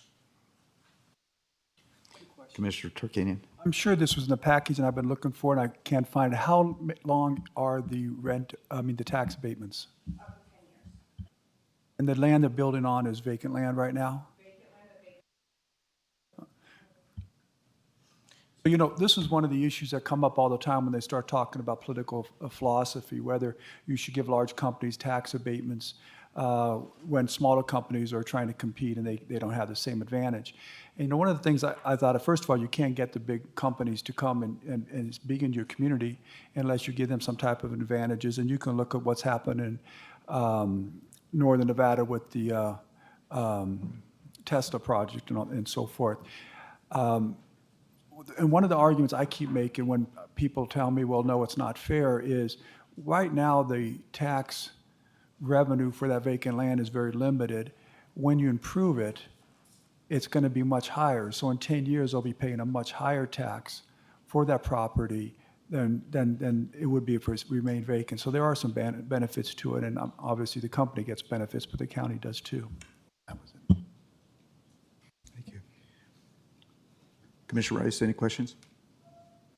No, AVK is a company that I know a little bit about, and I have one of their little miniature fire hydrants sitting in my office. I am very much in favor of this, and I hope that the rest of the commissioners will approve it. Thank you. Commissioner Nosad? So I just had one question. Current production is located where? I mean, Near the Minden Airport. do you have production facilities elsewhere in the world, or just here? Our parent company is located in Denmark. We have about 50 manufacturing plants scattered around the world. We have about another 50 sales offices scattered around the world. Our company is active in about 125 countries. Our factory here in Minden services all of North America, including Canada, Mexico, the Caribbean. We sell fire hydrants to Malaysia. We sell fire hydrants to Hong Kong, of all places. And we also sell fire hydrants in Saudi Arabia because all of those areas use United States specification fire hydrants. Saudi Arabia because that's where the American oil companies develop the oil fields, and so they specify American fire hydrants there. Very good.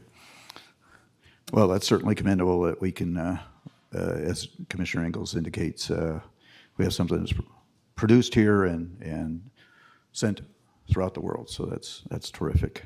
Speaks well of our community. So this is a public possible action item. So at this time, pending no further questions from the board, we'll go to public comment. Is there any public comment here in chambers on this item? Since seeing none, Ms. Johnson, is there any public comment online? Thank you, Mr. Chair. Marcia Johnson for the record. I do have one person online with their hand raised. Phil, do you have public comment on item number 6? No, I don't. Okay. At this time, there's no further public comment online. Okay, bring it back to the board then. Entertain a motion, gentlemen.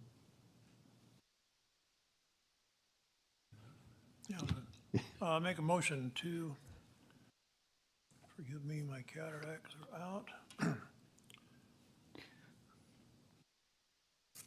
Make a motion to approve the sending a letter of acknowledgement in support to the Governor's Office of Economic Development, GOED, to award economic incentives to American AVK Company as allowed by state law. I'll second it, but I'd like you to consider something. Wait for the new governor. Thank you. Okay, I have a motion by Commissioner Nosad, seconded by Commissioner Ingalls to approve sending a letter of acknowledgement and support to the Governor's Office of Economic Development, GOED, to award economic incentives to American AVK Company as allowed by state law. Since no further discussion, all those in favor signify by saying aye. Aye. Aye. Motion passes 5-0. Thank you very much, and we appreciate your activity here in Douglas County.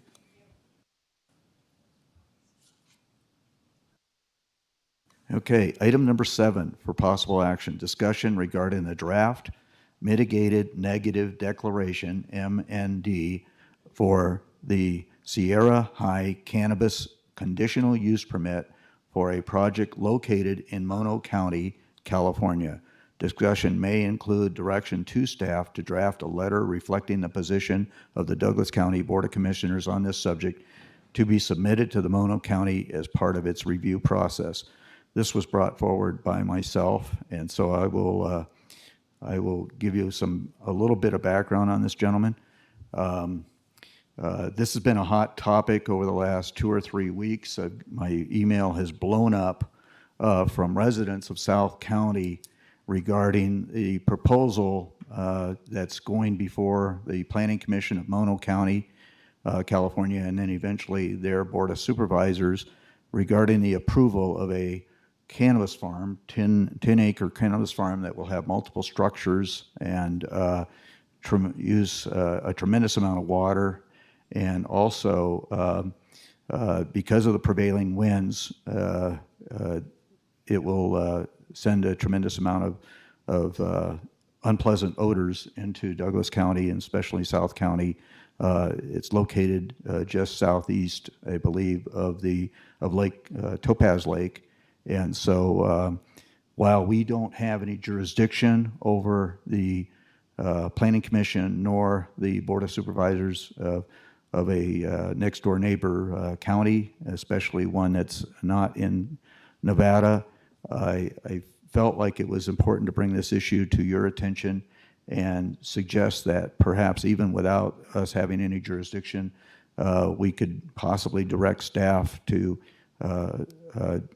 address this issue and taking into consideration all the concerns of our residents in South County and basically in support of their concerns, and ask that Mono County take a look at either denying the project or at least mitigating some of the unpleasant issues that are surrounding us in that regard. Not only the lack of water, the lack of egress and ingress. Apparently the egress and ingress is going to be through Douglas County on dirt roads to the tune of around, they say, upwards of 50 or more trucks a day going in and out of that facility.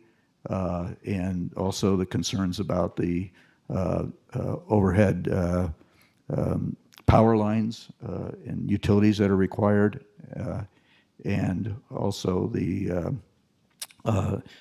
fire safety hazards that we might encounter from this. So anyways, that's why I asked for this to be on the board agenda today so that we could chat about this. I know that we also have some folks here in the audience that have come specifically to talk about that issue that live in that area. So is there any other questions that you folks, my fellow commissioners, might have in that regard? Commissioner Nosad, you have your light on.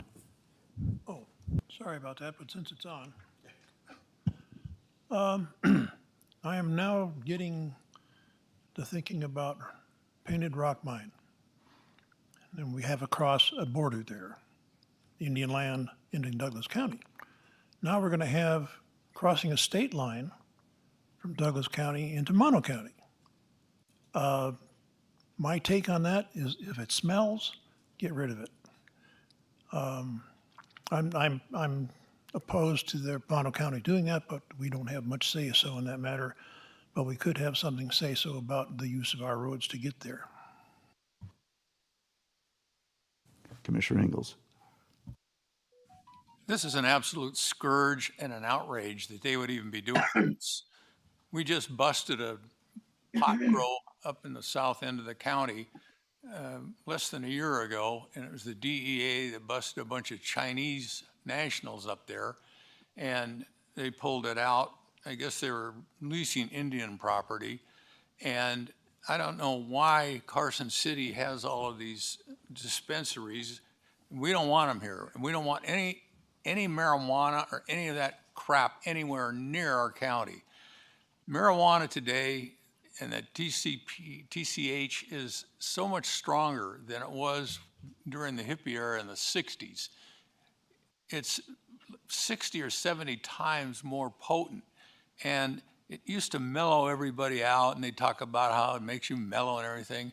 Well, now these kids, they take this stuff, and it's so strong they become violent, they get admitted to an ER, the staff in the ER have to call the cops to bring them in to handcuff or strap these guys down, and it causes a psychotic reaction in these young kids and even older people, and it's just not, it's not pleasant at all.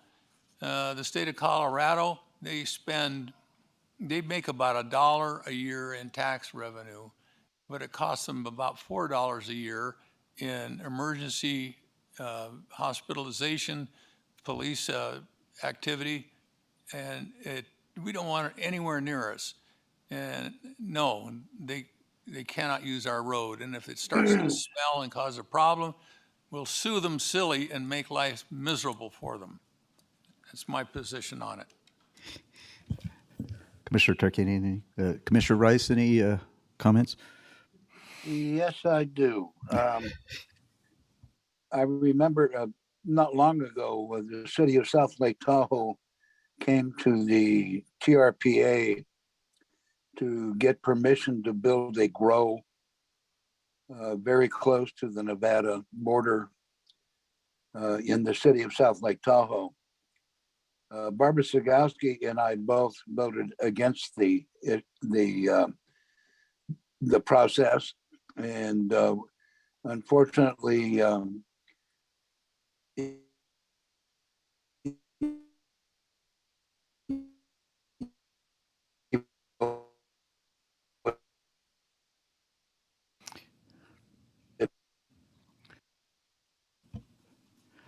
Well, unfortunately, Commissioner Rice, your connection is seems to have gone offline. But I think we get the gist of your message. So if it improves, we'll come back to you. With that, I would open this for public comment since it's for possible action. Is there anybody here in chambers who wishes to address this?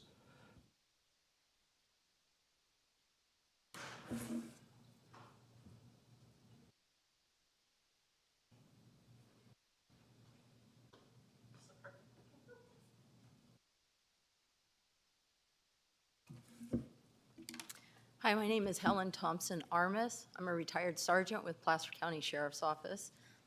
And I really appreciate the comments that you guys have just made because it just softens my heart. I live in Topaz Heights. My property actually looks right down over where this proposed project is gonna, where they wanna build. And I do wanna thank you for considering to write a letter voicing your concerns regarding this project. It does sit literally right on the state line. Obvious concerns are criminal activity associated with cannabis cultivation. Right now, we really don't have a lot of crime in our area, and in the negative mitigated declaration, their initial study, they indicated that there would probably be a slight increase in criminal activity just based on the fact that it would, it's cannabis. Also, the location is remote and there's extended response times for both law enforcement and fire. You can expect a minimum of a 30-minute delay from Bridgeport, Vermont County. Douglas County, after we figure out where the criminals went, whether they went to California or Nevada, anybody's guess.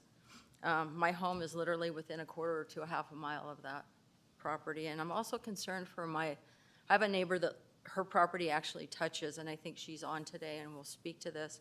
But she could, from a law enforcement background, she could be considered as a keeper of the grow. She's that close. And I'm concerned for all my other neighbors in the area. Some of us would be more impacted by it than others. We're a very small community in Douglas County. If Mono County approves this permit, some of us are going to, again, feel the impact. And this is where we actually, as a community, have a chance to act proactively versus reactively. And so any support that you can give us, again, we appreciate it. Thank you.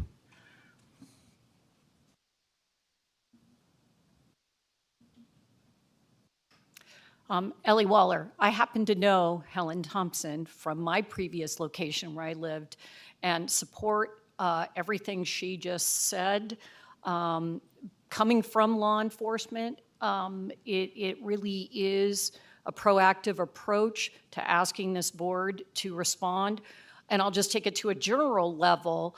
I respond to mitigated negative declarations. I respond to notice of preparations for environmental documents. It really is important at this stage to be heard on every level of a program and process. We've talked about process breakdown, about the NDOT U.S. corridor. I'm going to attend that meeting tomorrow before the board of directors, who are somewhat aware now because we've turned in a bunch of comments. I want to thank Commissioner Noasad to bringing forward the painted mine. I would also like to bring up the sawmill. I have talked to community development and public works. They say, you know, anybody can use roads that are destined for commercial properties like Topsy Lane. I followed a logging truck from Highway 50 all the way down. So again, we have, this is 3 examples. How many more do we have where our public roads are being asked to be utilized for some things that are not under our control? So I fully support that you do send a letter from the county on this process and what and how it affects Douglas County residents. Thank you. Additional public comment? Jason Gibson for the record on behalf of the Decriminalization of the Nation campaign from 2010 to 2028. The first question I would have is this a hemp farm or is this a flower farm? There's a distinction. Hemp rubrialis is not flower. All of our founding fathers grew hemp. George Washington grew hemp. Hemp for victory was a mandate. Hemp saved us from the British Armada. Okay, this reefer madness perspective that you present, sir, that started in '36. The drug war is over. Now, the earth does not manufacture drugs. Corporations manufacture drugs. And if this is hemp, there's no way we're going to get out of the global warming without shifting from our dependency on timber and fossil fuels without hemp. Because hemp and the terpenes from hemp stabilize the biosphere. We're talking about hemp for food, fuel, fiber, medicine, building materials. Hemp can help save this planet. But with the mentality that we present from the perspective of the criminal economy, where the drug war has been profiting law enforcement at $57 billion a year since Nixon's drug war of 1972 that's destroyed our families, I got a little hot spot about this. So I would prefer to keep it a small cottage industry, but if we don't shift gears and localize agriculture with hemp, we are sunk.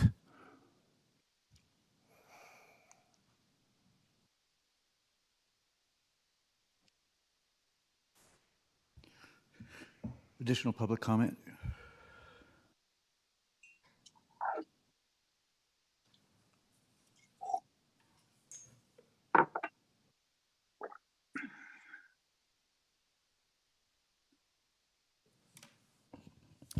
Commissioners, Maureen Casey for the record, speaking as an individual and also as your representative to SLUPAC. I have a couple of questions. One, will this farm be drawing water from the Walker River Basin? And also, has there been any environmental statement from the state of California been required, or is this negative declaration the only environmental statement being required?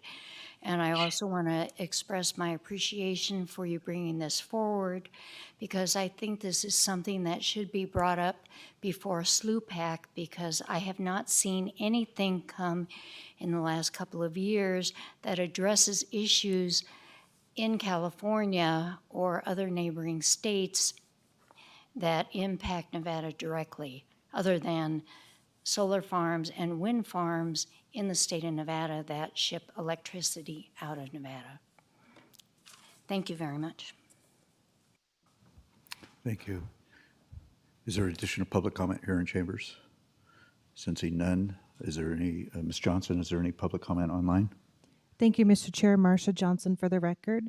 I do have a few people with their hand raised. Cynthia, do you have public comment on item number 7? I do. My name is Cynthia. Can you hear me? Yes, we can. Hi, I'm Cynthia Vickers.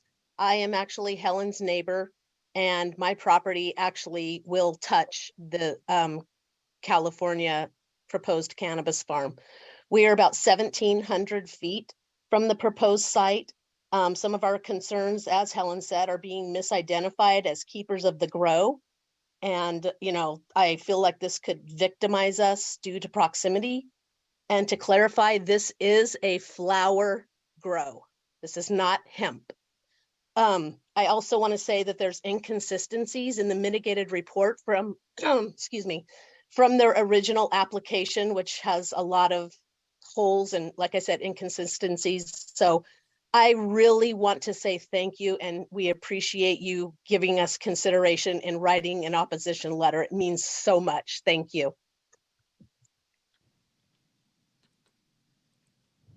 Thank you, Mr. Chair. Marcia Johnson for the record. Valanda, do you have public comment on item number 7? I do. My name is Valanda Corbett, for the record. I am about less than a mile from where they're proposing the grow site. And I have a lot of concerns because that is our only way in and out, and having, if with the increased fire problems there, the increased fire risk, and having a volunteer fire department and having 30,000 gallons or more of propane on site, having all the chemicals on site, the 30 power lines that they're suggesting, I'm kind of feeling trapped, both from the fire and also from the criminal activity, as Douglas County would have to come so far away to come and protect us as neighbors. And then how could you, with such a rural area, how could you absolutely find somebody in that area that's dangerous? And not only that, but I feel that they're not really taking us into consideration at all. They really shut us down at all the meetings that we've attended. They don't want to hear our comments. And they've even said, well, those are Nevada residents. They have no say. So I'm really hoping, and I really appreciate the fact that you're even considering helping us and possibly protecting our future and our lives. I appreciate it. Thank you. Thank you, Mr. Chair. Marcia Johnson for the record. Terry, do you have public comment on item number 7? Yes, I do. Can you hear me? Yes, we can. Hi, my name is Terry Dykes. I am also a resident of Douglas County, approximately 1 mile north of the proposed pot farm. And thank you all for your concerns and hopefully your support in writing a letter of opposition. Just a couple corrections. The pot farm itself is a 124 acre parcel, 10 acres of which is outdoor cultivation, and 3 acres plus of which is indoor cultivation. It's also an eyesight. Visually, it can be seen from the top of Monitor Pass, it can be seen from Highway 395, and it can be seen from Highway 208 before construction of 65,000 square feet of buildings on a 3 acre parcel, 4 of which will total 49,000 some odd square feet, which are the indoor greenhouse facilities. Obviously, we worry about the odor. We are predominantly, all of us are downwind of the facility. And when they did the negative declaration report, they omitted all things Nevada or Douglas County, including but not limited to the retention basin that they want to use for runoff from their facility and their crops to be percolated back down into the ground, which we all have wells. I have notified the Walker River Irrigation District, and I believe the state board has also been notified. And there's a ditch called Highland Ditch that runs along the property that feeds into the Walker River, which they also mention in their report as potentially having water entrance into that ditch. As previously noted, they are planning on putting in 30 overhead power lines. Apparently, because they're ag, they're exempt from a lot of the California regulations for underground power. Now, this is within a half a mile or less of where the Mountain View fire burned to. East Side Lane is our only evacuation route, in or out. So that is also a concern for fires. It was already mentioned about the police and fire response time coming from either Gardnerville or Bridgeport would be significant. Jason, also, this is not a hemp farm. This is flower. And there's just so many discrepancies in the report. I thank you again for your consideration and writing a letter of opposition. Thank you. Thank Is you, there Mr. any Chair. additional public comment online? Thank you, Mr. Chair. Marsha Johnson for the record. I do have one more person. Rod, do you have public comment on item number 7? Yes, thank you. Can you hear me? Yes, we can. Please state your name for the record, then we'll start your time. Okay. Rod Vickers. My home is 1,700 feet away from this proposed farm, and everybody's been covering everything very well. But I just want to reiterate, from an environmental, impact perspective, from a safety, increased fire potentials aspect, as well as, and one of the most important things to me is from a security perspective, with increased criminal activity being that close to our home. I'm just very appreciative of all the comments, and especially for the commission to consider this letter to be written and sent to Mono County. That's really all I have. Thank you very much. Thank you.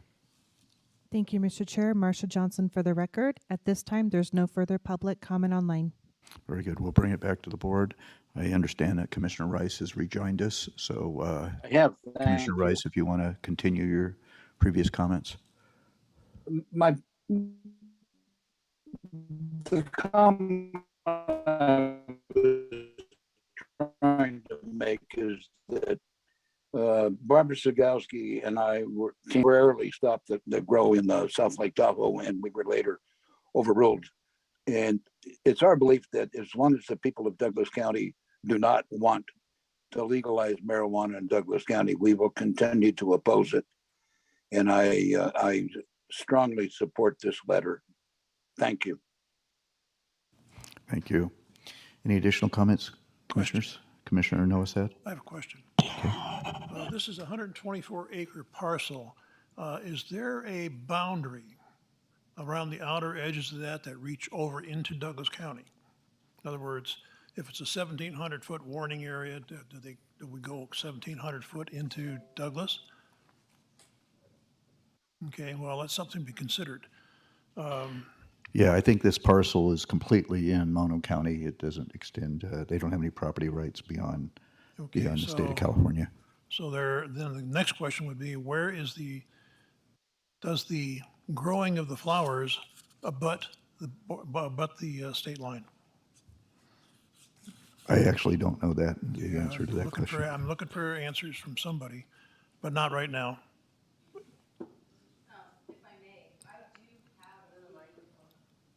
Yeah, come on up to the microphone. Yeah, please. Helen Yeah. Thompson, Armis again. I do have a copy of their initial application, and it does spell out a lot, and I also have a copy of the negative mitigated declaration, the initial study. And they completely border the California, Nevada, so their property is in California, but it is right up against Nevada. Then I guess the next question would be, where within that 124 acres is that processing plant going to be? It is going to be on the northwest portion of that property. So it will be, That's right on the state line. correct. All right. I'm sensing something coming in the future here where something is going to happen from a legal perspective for infringement on personal and health issues between California and Nevada. In fact, I hope it goes that way. Thank you. Commissioner Ingles, you had additional questions or comments? No, sir. Everything that everybody has said is true, except for one item or two items. Hemp that was used in the sailing ships and ropes and clothing back in the day is not today's hemp. Hemp oil is being synthesized into a much stronger, almost an opiate. And it's not the CBD oil. It's highly addictive. That's a misnomer. And there have been several attempts for hemp grows in this area. The most recent one I'm aware of was on Centerville. It was a pretty big one, but none of them make it because the weather here is not conducive to growing hemp. The other problem is it's a very labor-intensive crop, and these ranchers don't have any way to get labor to mind it. So I don't think it won't happen here in the valley. I don't know about up in that area, but the weather seems to be way too cold for hemp. Now, as for dope, I don't know, but these things are popping up all over. Some of you may know where Ventura, California is. It used to be a beautiful growing area for agriculture, strawberry capital of the world, Port Hueneme. It's all hemp today, all hemp. And the fathers in California, like Gavin Newsom, they approve it. And we don't want it here. And that letter better not be polite. It should be a very threatening letter that you do this and we're going to come after you and we're going to haul you into court and we're going to sue you and make your life miserable. So you folks are right. We don't want it. Thank you. Mr. Chairman. Commissioner Turkanian. Commissioner. Mr. Cates. Thank you, Mr. Chairman. Just to respond to Commissioner Noasad's questions, the application packet is in the packet, and if I could draw his attention, the other members' attention, to page 799. In that section, they have a lot of maps that show the orientation, and as far as I can tell, this operation would abut the state line. It's literally right on the state line. Thank you. Thank you for that clarification. Okay, so at this time, One of the questions that needed to be answered was, what's the diameter of the, quote, affected area? It's 2 miles. It's a 2-mile radius, or correction. Yeah, that's right. so. Wait a second, Mark. Okay, Commissioner Ingles. Okay, when the storms come into this area, they hit the Sierras, and the wind generated goes from south to north. And out where we are, we've clocked winds as high as 80 miles an hour. And that would bring all of that crap that they'd have out there right into our area. So something else to think about. Okay. I'm going to entertain a motion at this time then to direct staff, or I'll entertain a motion to direct our county manager, Patrick Cates, to work with our Chief Deputy District Attorney, Doug Ritchie, in regards to drafting a letter reflecting the position of Douglas County Board of Commissioners to the Mono County Planning Commission and Board of Supervisors, reflecting the concerns of negative impact by the residents of Douglas County. How does that sound? And if you allow this to go forward, we're going to sue you. And I would like to add. I don't know that we could do that, but I'll ask for some direction out of Mr. Chairman? Mr. Ritchie. Go ahead. I would like to add that Okay. this letter not be a diplomatic letter. This is to be firmly and solidly setting what we have said here today. Mr. Ritchie. Thank you, Chairman. Doug Ritchie with the Douglas County District Attorney's Office. Just as a reminder, this is a letter from one elected body to another, and it probably you'd probably get more response with honey than vinegar. Again, these are elected officials like yourself, and as far as litigation, it's generally not a good idea to telegraph what you plan on doing. Again, this is you're providing feedback to your peers in another state, in another county. Well, I'll get my attorney to write a letter to this outfit. You know what kind of reception we're going to get from California. So we have to make the point immediately and sternly. I don't care if they are elected officials. They may be on a par with us in terms of being elected, but they better start listening to what effect they're having on this county and this state.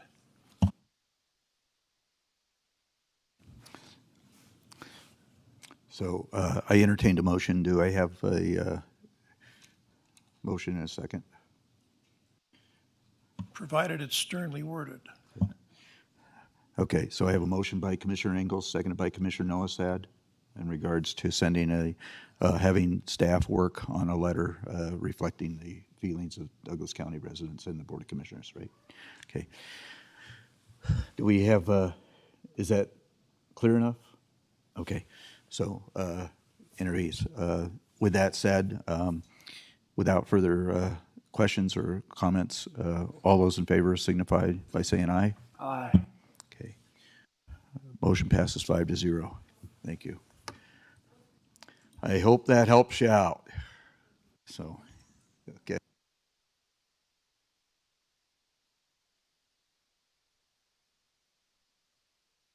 Okay, so if Commissioner Rice is not online any longer, that'll be a 4-0 vote then.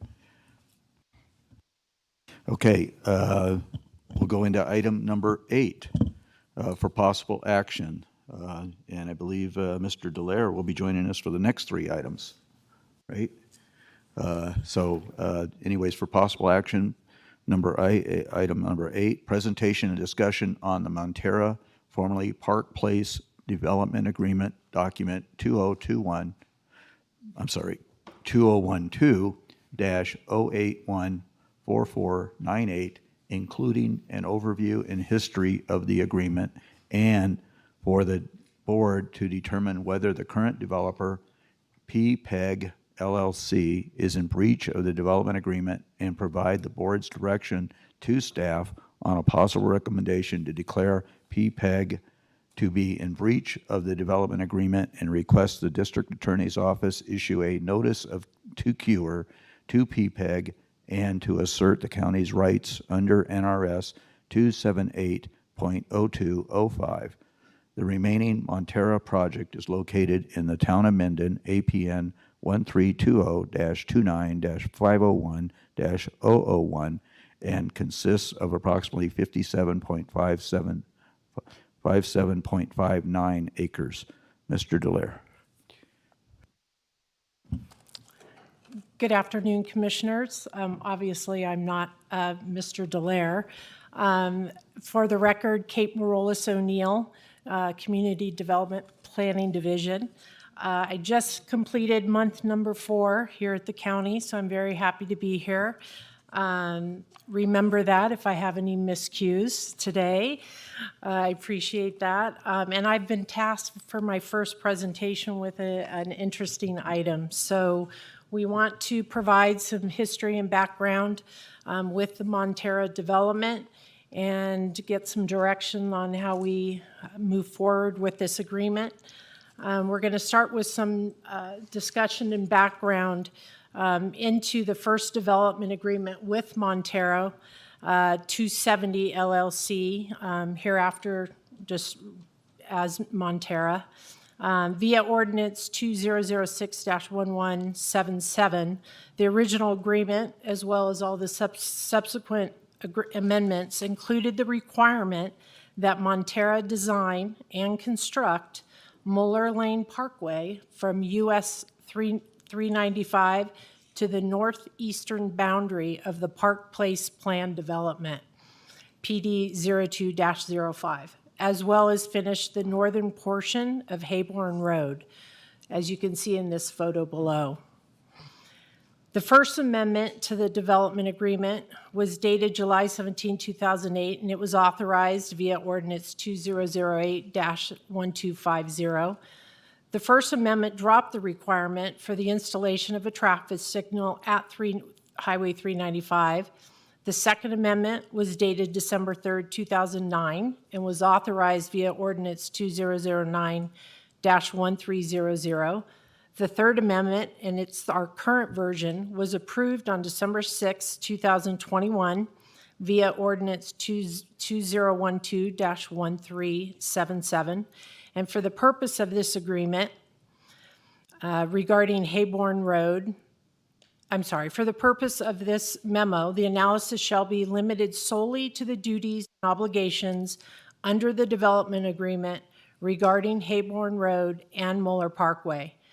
So below you'll see the graphical representation of the extent of Montera's obligation under this development agreement. For this next slide, if you refer to page 930 of the packet, that'll be useful and a good reference. Currently, Douglas County and PPEG LLC are parties to a development agreement which requires PPEG to construct certain sections of Muller Parkway and the remaining northern portion of Hayborn Road adjacent to the PPEG property. Under the existing development agreement, PPEG is obligated, again, to 1, construct 2 lanes of Hayborn Road to a 2-lane rural collector standard by 2015, and 2, construct a 2-lane urban collector by 2021, and 3, construct 2 lanes of Muller Parkway to an urban collector standard, i.e. with sidewalks, curb, and gutter by August 2021. The Second Amendment agreement with Montera, in which is incorporated into the Third Amendment agreement with Montera, again, current version, provides the dates when each portion of Phase 2 must be completed by and specifics related to roads and number of lanes. Specifically states, again, on page 930 of the packet. So going through these phases, we're going to reference Phase 2B and Phase 2D. And regarding the status of the development agreement. So myself and Mr. Dallaire went out yesterday to this site and took some pictures. So the first we're going to look at is in regards to Phase 2B, 2017, Hayborn Road and Muller Parkway West. Actual construction of Phase 2A road improvements, as outlined above, must be substantially completed as determined by the county engineer before the Phase 2B final map can be recorded, or no later than August 31st, 2017, whichever is sooner. PPEG is therefore in default of its Phase 2 obligations, referring to page 931 of the packet. You can see today, standing on Hayborn Road, and if we're looking west to North Muller, that whole open field is where Muller Parkway should be located at the time. Before you go on, Yes. just so I can follow you. Sure. Which of the phases are they in default on? Phase 2B, and then Phase B as in boy, and then Phase 2D as in dog. And then again, the photo next to it, we're basically standing now at the other end on North Muller Parkway, and you can see where it ends, and that arrow directing to Hayborn Road, where I was standing in that first picture. So again, that whole section should already have Muller Lane extended to Hayborn Road.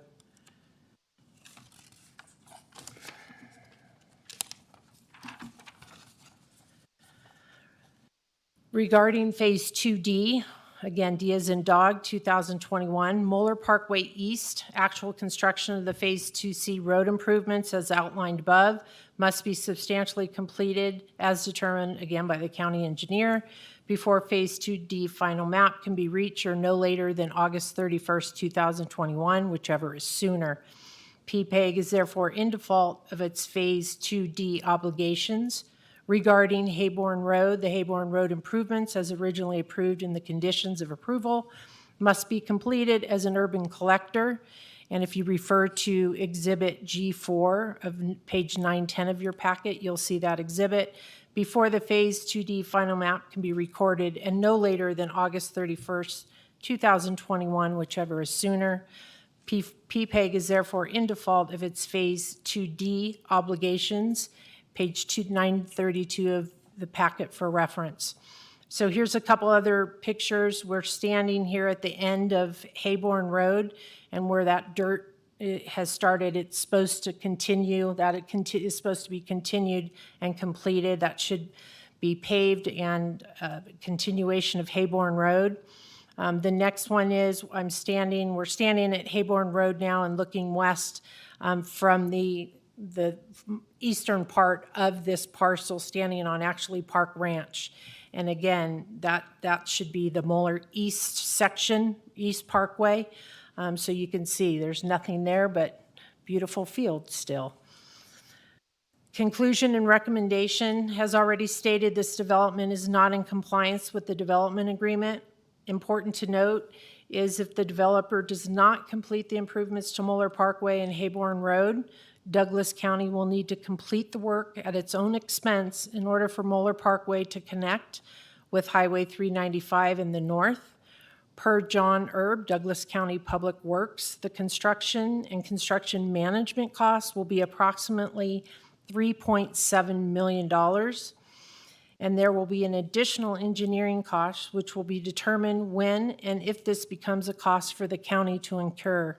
This is an extensive cost if placed on Douglas County due to the non-compliance and breach of the development agreement by PPEG LLC. Based on the information provided above, staff recommends the board accept this report and make a decision regarding whether or not Montera PPEG LLC is in breach of their development agreement. If the board declares PPEG LLC is in breach of their agreement, the board can have the district attorney's office notify them of their right to cure under the development agreement and issue a notice to cure to PPEG LLC.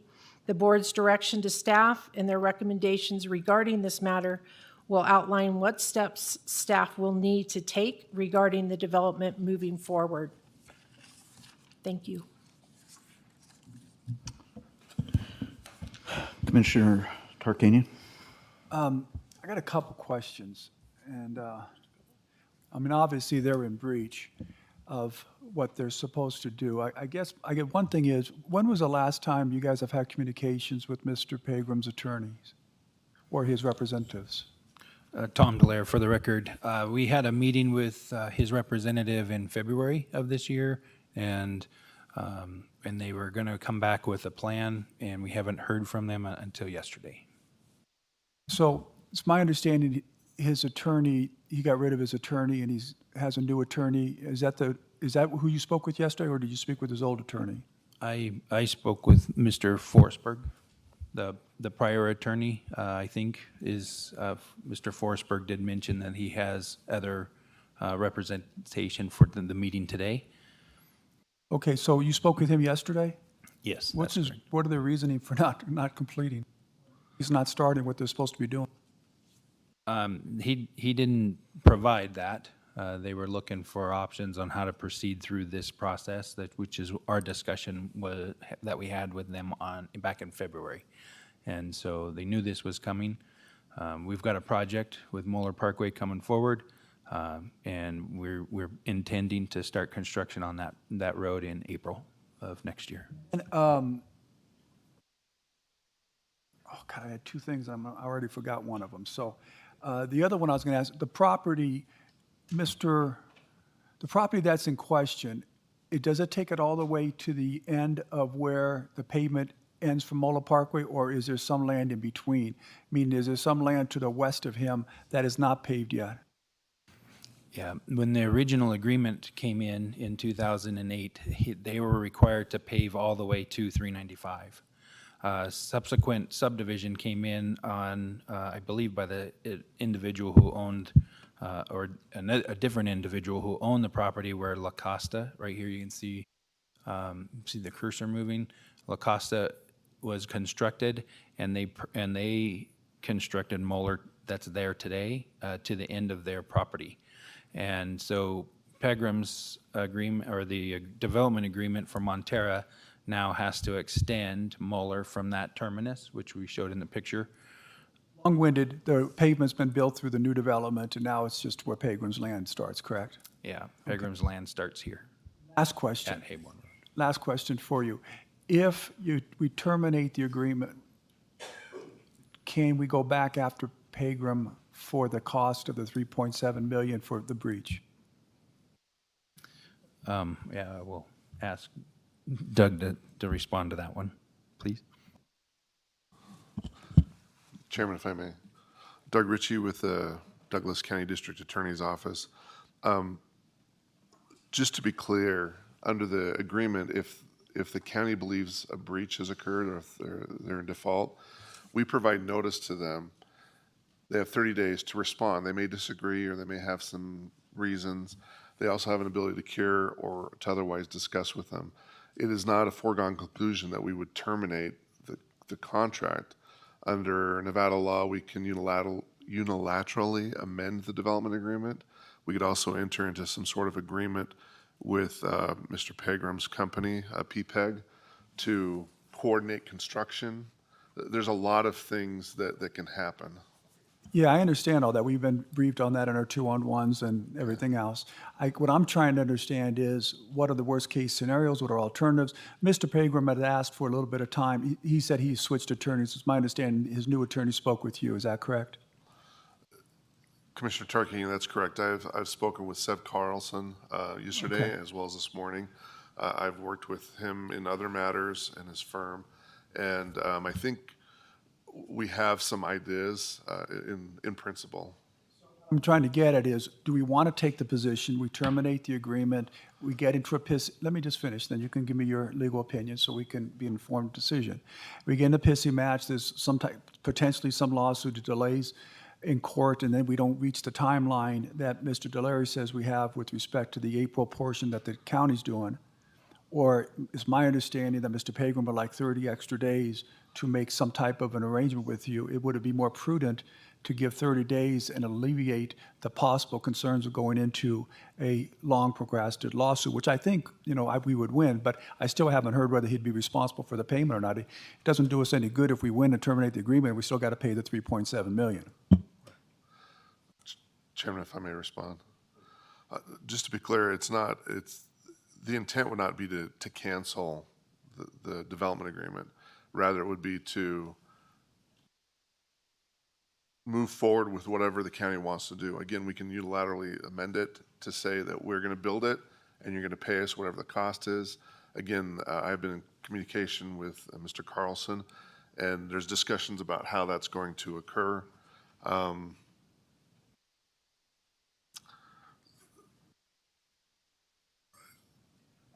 Just trying to I understand that's what we want to do, and it's, you put the person on a spot and then they got to fish or cut bait. But I'm trying to figure out what our options are. Is it best to give 30 days before we give them the notice of default? Or is it best to do it now and then have a potential lawsuit and we'll push forward? I mean, can we get through the lawsuit and get the construction going by April? Can we get it dismissed in a summary judgment? How sure are we? I'm just trying to get that understanding from you. Thank you, Chairman. Thank you, Commissioner Tarkanian. It would be, again, at this point, staff believes and the county commissioners believe that they're in default. That's just our assertion. Under the terms of the contract, we provide notice that we think you're in default. That 30 days triggers a response. They can say, no, we disagree, or yes, we're going to cure, or can we work out a deal and do another amendment? So to answer your question, I think it would be beneficial, and that's the reason why staff is bringing this forward, to go ahead and say, we need to provide them formal notice under the terms of the agreement that we think they're in default.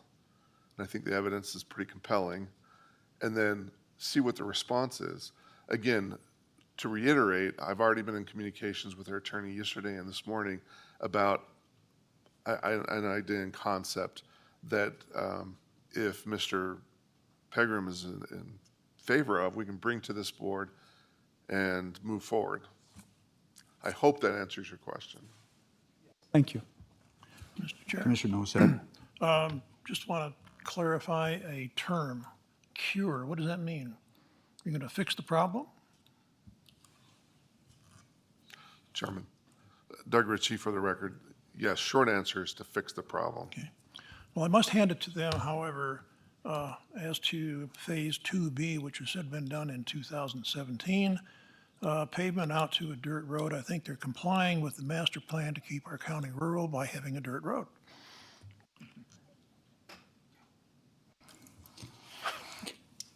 I have some questions for community development.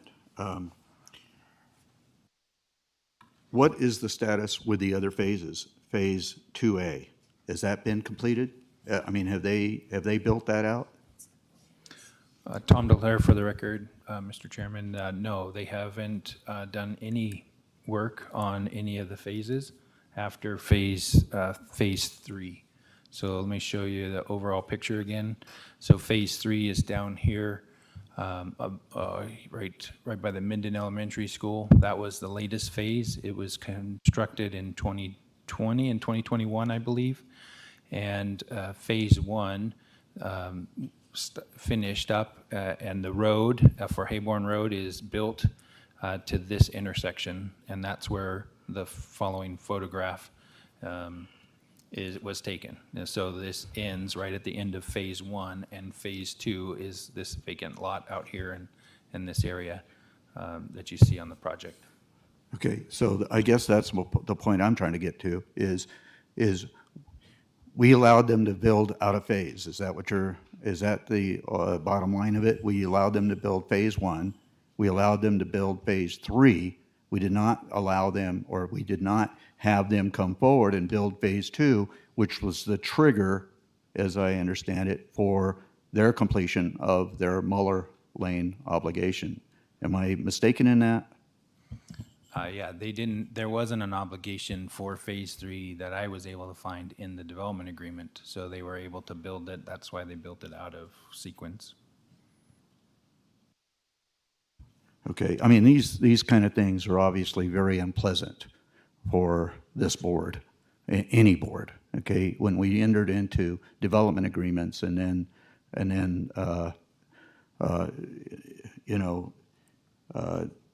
now they're indicating, as I understand it, they're indicating that, so we allowed them to build phase 1, we built, and then they went and built phase 3, and now they're claiming that because the costs have risen to the point where it's not financially feasible for them to fulfill their contract and their agreements under phase 2 to build out Muller Parkway, then we're put in a position where the only mitigation that we really have as a board is to, because obviously this community over the last several years, and Muller has been a project that's been in the process, somewhat concept, and finally coming forward over the next year or so. If we don't get Muller built in some manner, we're going to have a dead piece of Muller that we have bought, that the county taxpayers have paid for, with no ends, okay, with no bookends, no method of getting from the north end to 395, no method of getting from the south end back down to 395, and that is extremely displeasurable, certainly for me, and I would hope that my fellow commissioners. So it's almost as if, as I understand it, the only real method we have here is to find them in default, as unpleasant as that is. And that is unpleasant because Mr. Pegram has been a very stalwart member of our community, a very benefit to our community. It's disappointing that we've gotten to this point where now we can't go forward with this. And so when we go forward with our portion of Mueller, we have no method unless we compel his process of fulfilling the development agreement or finding him in default, and us taking on that responsibility and then charging it back to him. As I understand that's a mitigating possibility. Am I missing something here? I mean, once again, I don't like going down this road. I don't like being in this position, but unfortunately, I feel like this board has been put in a position where we really, unless we do find them in default and get some mitigation or agreement out of them to fulfill that part of their agreement, we're going to be stuck. And our constituents, our county residents, are going to be extremely upset when they get on a possibility of a south end of Mueller and drive past Buckeye and pass, the section that we are responsible for building, and have to turn around and go back to Buckeye and come back over to 395. That is extremely troubling to me. So, Mr. Chairman. Mr. Noisette. Question. In the agreement that was made, did they include phase 1, 2, and 3? Tom Delaire for the record. The agreement that was originally done was 1, 2, and 3. That was how the second amendment is where they broke up phases 2A. I believe that was done after phase 1 was constructed. Phase 3 was still vacant in front of the Minden Elementary School, and then phase 2 was broken up into these 8 phases. The timeline on here, to answer another question from Chairman Gardner, is that the development agreement went from 2015 to 2029. So phase 2H isn't supposed to be finished and complete until 2029. So the development agreement, we're still in the middle of its term. We're halfway through. We're 4 phases in. They haven't done any work at all on those first 4 phases, phases 2A through D. And they have they've got another year, half a year left for phase 2E at 20, that ends on 2023 in August. So they could come in and do the first 5 phases tomorrow. I doubt it, but they could. I'm trying to get to the base. Phases 1, 2, and 3 were part of the original agreement. Is that correct?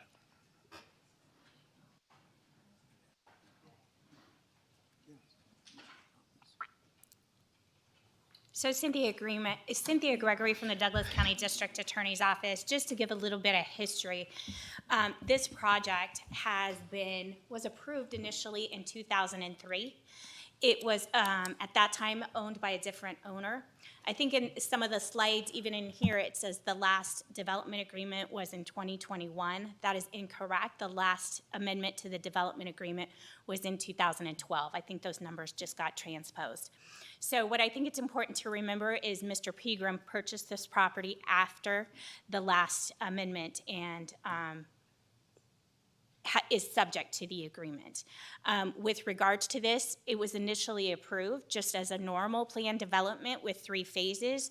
Ultimately, what happened is that 3rd phase, which is the multifamily, which is in front of the school, was sold off. And so what was left was Montera. There was phase 1 and 2. What happened is they did record phase 1. Then with regards to phase 2, that is when the slow growth initiative happened. And so there was some concerns about those 270 homes and whether or not that was going to be able to move forward with that. Subsequently, in 2005 is when all the parties came together from both the north and the south to try and get Mueller constructed as a whole road. Unfortunately, there was a downturn in the economy, 2008, which is why you start seeing these amendments. to drag out the phasing with regards to the building of Mueller. At that time, the board's goal was to still maintain the requirement, but allow more time. I will say, as part of the Second Amendment, the right-of-way was granted to the county for this. But in short, to answer your question, there were 3 phases, but with regards to the development agreement as well as the conditions of approval, the construction of Mueller was with phase 2. All right, so my question now is going to be, I'm the developer. I'm breaking into 3 phases. I make my finance plan that says I'm going to have it cost this much money. And now the pain comes when the delays happen. So what I'm trying to say is that the developer still should have the money for the unfinished projects so that he can finish them. So I've got a little problem with finance-wise for that guy. Okay. Commissioner Tarkanian. I think there's some misstatements that are being made with regards to this, and I think the people and I think most of the blame probably has to go back to Mr. Pegram and his representatives, because it's not my understanding they don't have the money to finish the roads or are willing to finish the roads. It's my understanding there's a dispute over whether it should be the 4 roads when the county is only going to build 2 around them, or whether it's going to be 2 until the county builds the 4. So if that's the dispute and he has the money, it goes back to the same thing. And quite honestly, Chairman Gardner and I haven't seen eye to eye on too many things lately, but I do agree with what he's stating here in that we don't want to have this vacant land where the county is responsible for paying for all that, the $3.2 million. So the question I see for the board is, what is the best way to get to that point? Mr. Pegram says he has the money to build the 2 roads. He has a concern about the 4 roads, wanted 30 days to discuss it with the county. Do we want to, again, push the button where you create a possible litigation where this thing is delayed and then the county has to come up with the $3.4 million, which I don't even know if we have, and so forth, and I haven't got a definitive answer from the DA whether we could even collect from Mr. Pegram if that happens, or do you give an extra 30 days and you see if he will perform the rest of it, and somehow the 2 parties resolve the issue with respect to the 2 and 4 roads. That's the issue before us.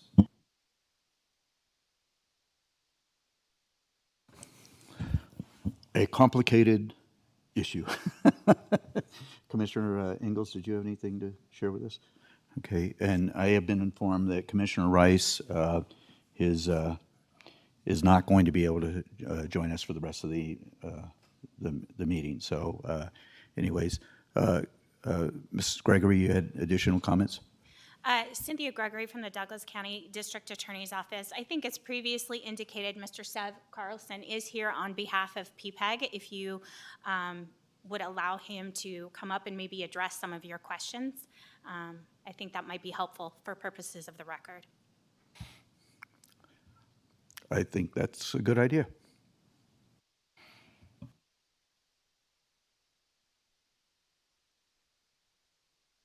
Mr. Chairman, Sev Carlson. I'm with the law firm Kempfer Kroll. I represent PPEG LLC. I appreciate Ms. Gregory's comments. I think it's important to point out that PPEG didn't get to this party until after the last amendment in 2012. So in terms of the bag that PPEG is holding today, I need to be careful and cautious if there's a threat of litigation from the county. We understand there's an allegation of a breach. I have been in contact with Mr. Ritchie. Mr. Forsberg has been in contact with Mr. Dallaire. I think from a in principle standpoint, and Commissioner Tarkanian discussed this of, is it 4 lanes, is it 2 lanes? And we've taken some issue with the county designing and having an obligation to build 4 lanes, but is only going to start with 2 lanes with respect to its stretch across the park property, that it doesn't make a whole lot of practical sense to require PPEG to do 4 lanes on Mueller at this time, when we've been waiting for the county to do its portion. And I'm not looking to lay blame on that, but it's a practical standpoint of government and private development having to work together. I think we're in a spot where we can work out a compromise that achieves the county's short-term goals, achieves PPEG's short-term goals, and ultimately sets triggers and thresholds for the long-term goals of 4 lanes wide. I'll try to answer your questions without being much of a lawyer, but with the threat of litigation, I need to be careful. I'm not going to make any admissions. Specifically for the record, we do not agree with any assertion of a breach, and we reserve all rights and defenses, but I will do my best to answer your questions with the threat of litigation pending. Thank you. Commissioner Tarkanian. I guess it just goes back to the question that I've been saying. Why can't you guys work out an agreement within the 30 days that the DA office says that you'll have if we vote for this? And can you give us a reason why you need the additional 30 days to do it before we come back and give you notice of a potential breach? And Commissioner, we would appreciate having 30 days to try and negotiate that before a notice of default is issued by the county. We would greatly appreciate that. We will do our level best and work in good faith. I've worked with Mr. Ritchie a number of times. I think we have a good rapport with each other. We're candid with one another. We will get something before this commission to consider to resolve this. Again, I don't mean to be harsh because I've been said I have been harsh to people. But you didn't answer the question. I mean, what's the difference? Because from what I'm understanding, the District Attorney Ritchie says you're going to have 30 days to work with us. So this board here can say, okay, we're going to vote that way. I've been making the argument that, hey, maybe you need the initial 30 days before the notice of breach is incurred. Can you tell us why that's important? For us, I think it's a matter of good faith. I think having looming litigation or the threat of litigation does not lend itself to private development and government working together for a solution, Commissioner. So I have some concerns here in that we have a number of development agreements, if I'm not mistaken, that involve the building out of Muller. And that's a supreme concern of mine, is that if we make an exception here, then potentially we're running into legal obligations or legal issues with our other development agreements in regards to this same particular issue of Muller. And that supremely concerns me, is that it's going to open a can of worms that I'm not sure we want to go down. Now, as I understand it, if we find today that PPEG LLC is in breach of this development agreement, it does not terminate the agreement, but it does give us a 30-day window to negotiate without the threat of lawsuit, so to speak, a resolution to this. Am I under a misconception in that regard, either Mr. Ritchie or Ms. Gregory? Doug Ritchie with the District Attorney's Office. That's correct. In fact, paragraph 5 says that during any such 30-day period, the party charged with the default shall not be considered in default for purposes of termination or institution of legal proceedings or issuance of any building permit or certificate of occupancy. Then you could see where where I'm headed here is that, if we issue the breach today, find you in breach, then you still have that 30 days to negotiate. If we don't, then all we're doing is putting this off and stretching it out for even a longer period of time. And I don't think that's to the benefit of the county. So that's kind of where I am. Other commissioners? Mr. Ingalls, you indicated you.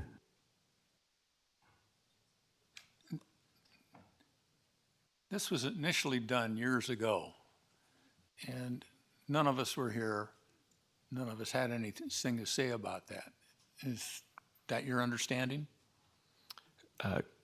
Commissioner Ingalls, Sev Carlson for the record.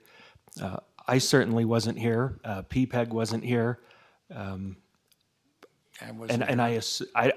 I'm sure there are some people in the room who may have been here, but yes, I agree with you in concept. Okay, in general. So a lot has changed in the county during that time frame. And this is what we're up against with any of these agreements, because a lot of them seem to just sit and everything changes around the initial concept and what was going to be done. Now, do you have any idea what the intent is for this project and what you intend to do with it? Commissioner Sev Carlson, for the record again, from a road standpoint in the Muller-Hayborn concept, PPEG wants to work on an agreement so that with the county being on the doorstep of completing its portion, starting its portion, completing its portion, that either PPEG's in a position of mobilizing its own construction force for its segment, or working with the county on a reimbursement agreement to where the county's contractor does it all. In terms of the larger component of the project, the lots, the homes, what can ultimately be there, the policy under state law NRS 278 and the purpose behind development agreements is to create a flexible time frame. Okay, so We all know interest rates are high. I don't have authority. I don't know what PPEG's ultimate time frame is to start constructing homes when they're Okay, harder to buy I today. Understood, I understood. So the general intent is to build homes. It's an investment. And you want to get a return on the investment, or Pegram does. I can understand that. Yes, it's entitled the way that it is. We have the development agreement that's in Okay. place. All right. We're not looking to change the underlying use at this point. Again, reserving all rights that we have under the agreement. Okay, thank you. So I had a couple of other observations and questions. Number one, and an observation is that we have current development agreements for other, once again, for other portions of Muller. And those development agreements have been transferred in development rights from one entity to another as those pieces of property have been sold also. But we still expect those new buyers, those new owners of those parcels, to still respect the development agreement that was in place when they bought that parcel, understanding that that development agreement is in place. And so I don't necessarily buy the idea that the development agreement that you folks inherited, right, now is a problem for you when you understood that that was not a problem when you bought the property. Number two is that, oh my gosh, and I lost my train of thought on this one as well. I'm sorry. Besides the development agreements themselves, I'm gonna have to come back to my thought process on that. Oh, I do know what it was. I know what it was. Okay. We heard this possible breach several months ago. Is that not right? I mean, I think that we discussed this breach maybe when you did Mr. Dallaire, you did a development agreement update to the board. When was that? May I ask? Tom Dallaire, for the record. I believe it was in December, sir. In December, so almost a year ago, that we heard this possible breach of this agreement. And so my question to you is, why has it taken, and we asked at that time, by the way, in December of last year, we asked for legal counsels on both ends and community development to sit down and come back to us with a possible amendment to this development agreement. And it's taken a full year, and here we are back in front of us again, talking about this same issue. And so what has happened in the last 11 months that's prevented that from happening? Because we should have been addressing this much earlier than now, in my opinion. Tom Delaire for the record. We did meet with representatives from Mr. Pegram in February. They were going to come back with a plan after discussing with Mr. Pegram. As I recall, that's how that meeting ended, and we haven't heard back from them. Mr. So, Delaire. Mr. Chairman, if I may, Sev Carlson for the record, I was not counsel to PPEG at that time. I've represented other entities controlled by Mr. Pegram for nearly a decade now. I have been charged with getting this resolved. Mr. Pegram's a man of his word. As an officer of the court, I will vouch for Mr. Pegram's word. We will get this resolved. Mr. Chairman. Earlier you used the word, quoting NRS, I believe, something about flexible. Would you define that for me, please? So the development agreement, which is authorized under NRS 278, contemplates that there are changes in the market and that government is not often the best to dictate when private development should or shouldn't take place.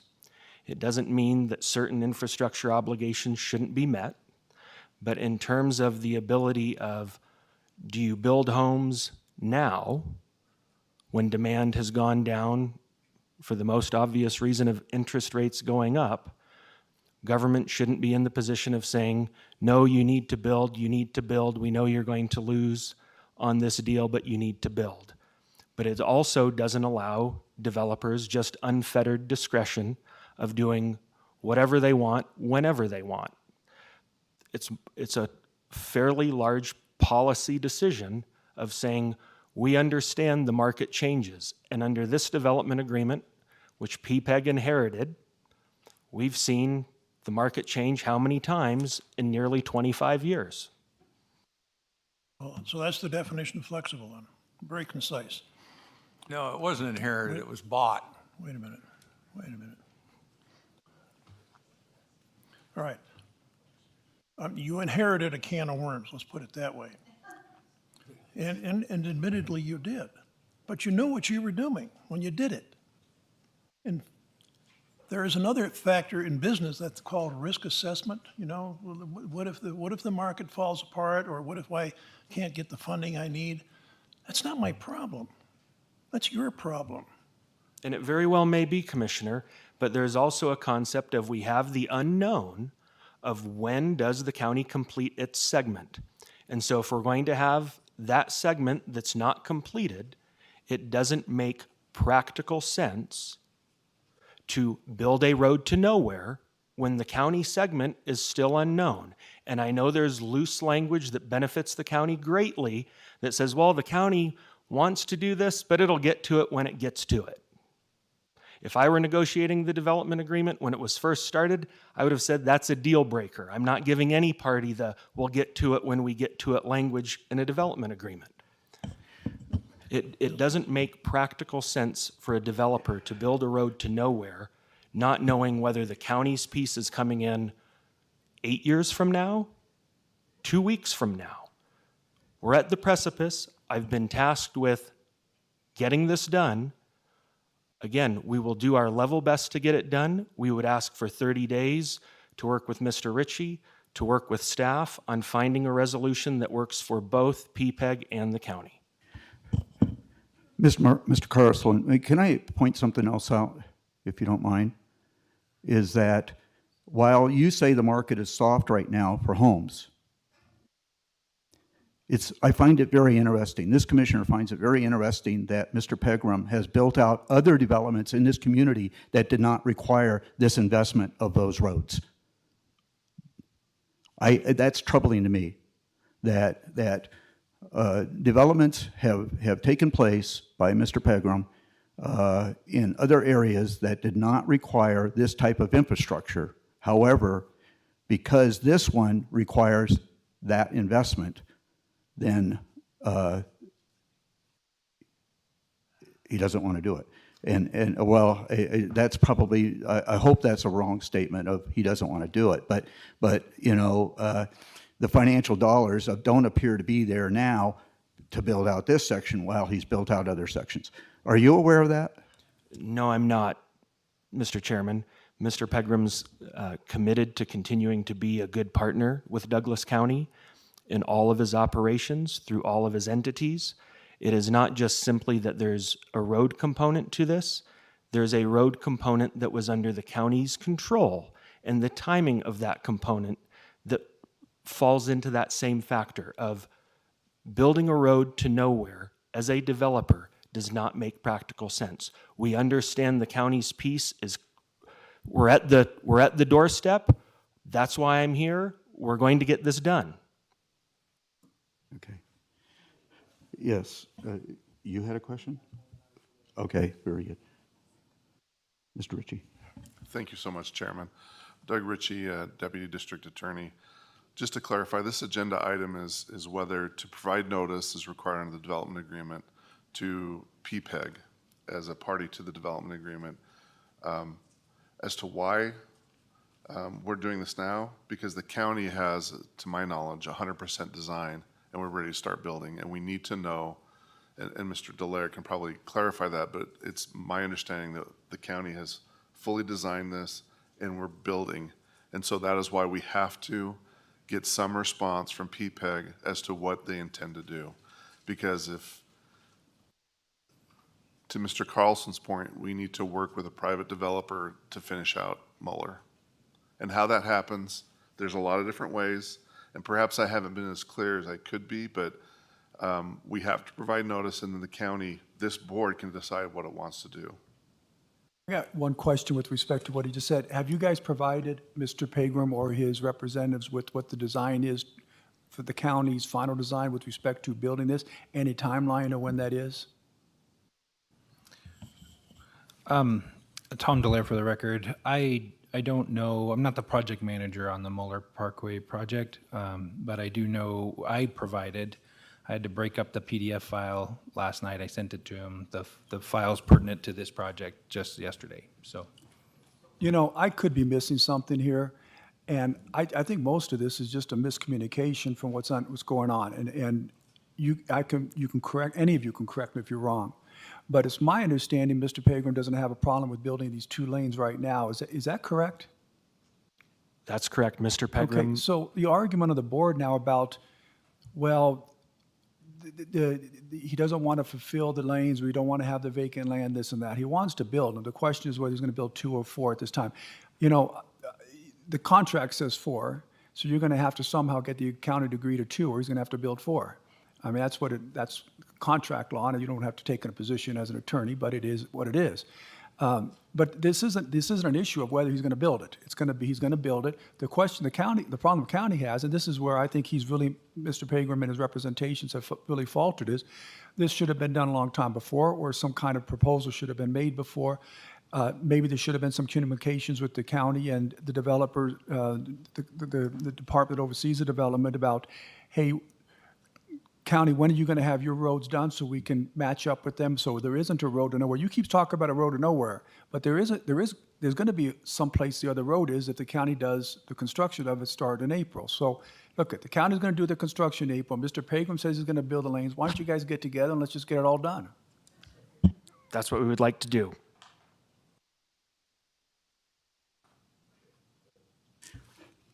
Have we asked all the questions we need to ask of Mr. Carlson? Okay. This is an action item, so we thank you, Mr. Carlson. We appreciate that clarification because that was extremely important to us and where we're going with this. So at this time, we'll open the floor for public comment here in chambers.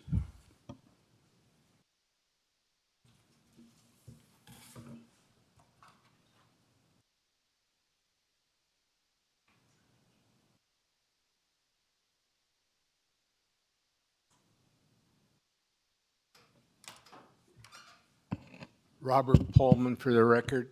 Just for clarification, because I live next to these roads, and I've gone through all the amendments, and I forced one of them.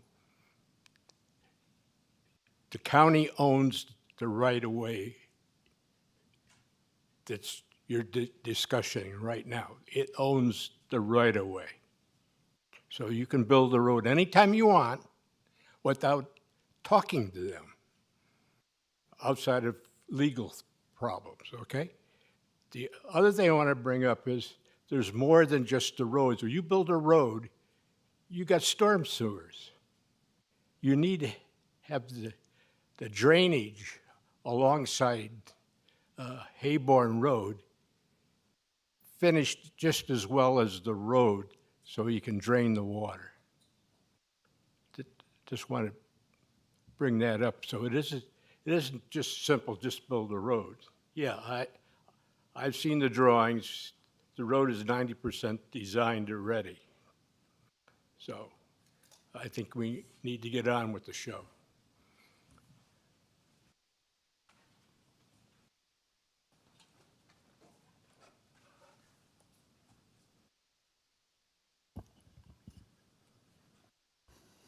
Jim Slade, speaking as chairman of the Sustainable Growth Committee.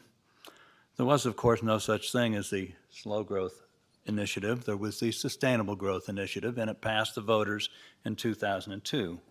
But as Ms. Gregory and a lot of you know, it was supplanted in 2007 by the Growth Management Ordinance, which has had no effect whatsoever in the intervening 15 years. And this was changed to the Growth Management Ordinance prior to the first, the second, or the third amendments to this agreement.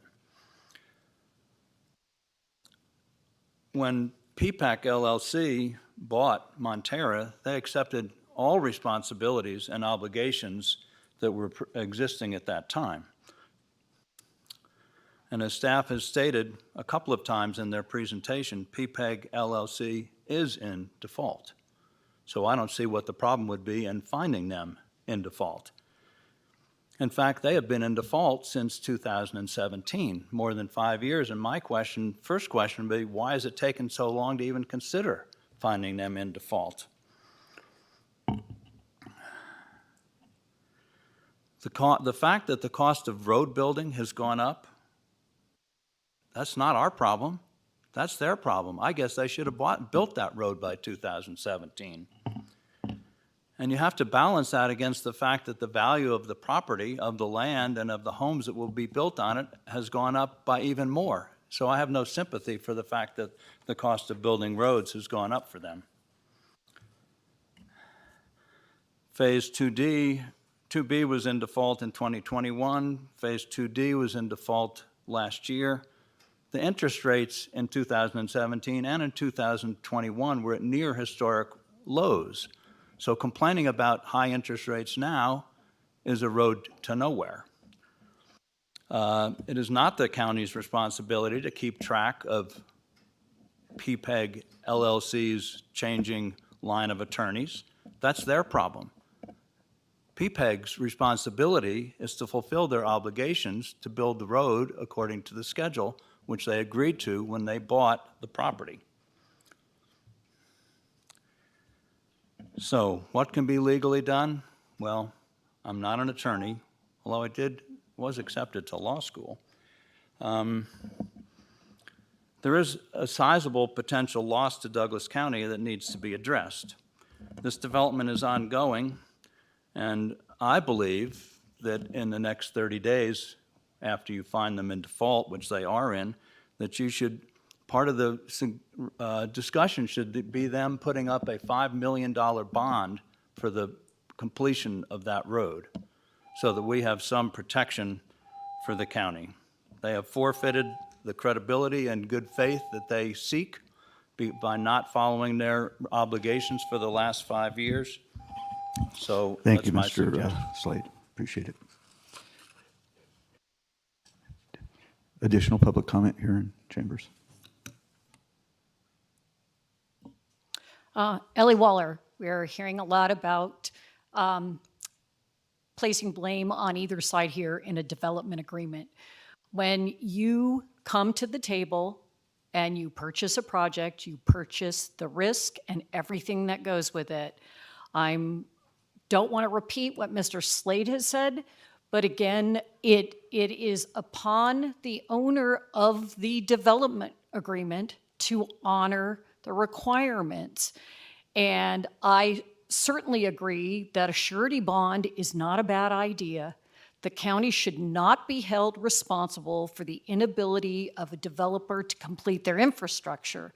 With that said, I've been before you numerous times that we shouldn't be building any infrastructure. If a developer cannot afford its own infrastructure to get to its development, then we should not be approving a project at all. Thank you.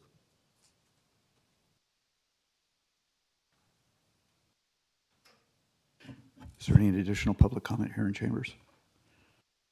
Sensing none, we'll go, Ms. Johnson, is there public comment online? Thank you, Mr. Chair. Marcia Johnson for the record. At this time, there's no public comment online. Okay, we'll bring it back to the board. Any additional comments, questions, feelings? What do you want to do, guys?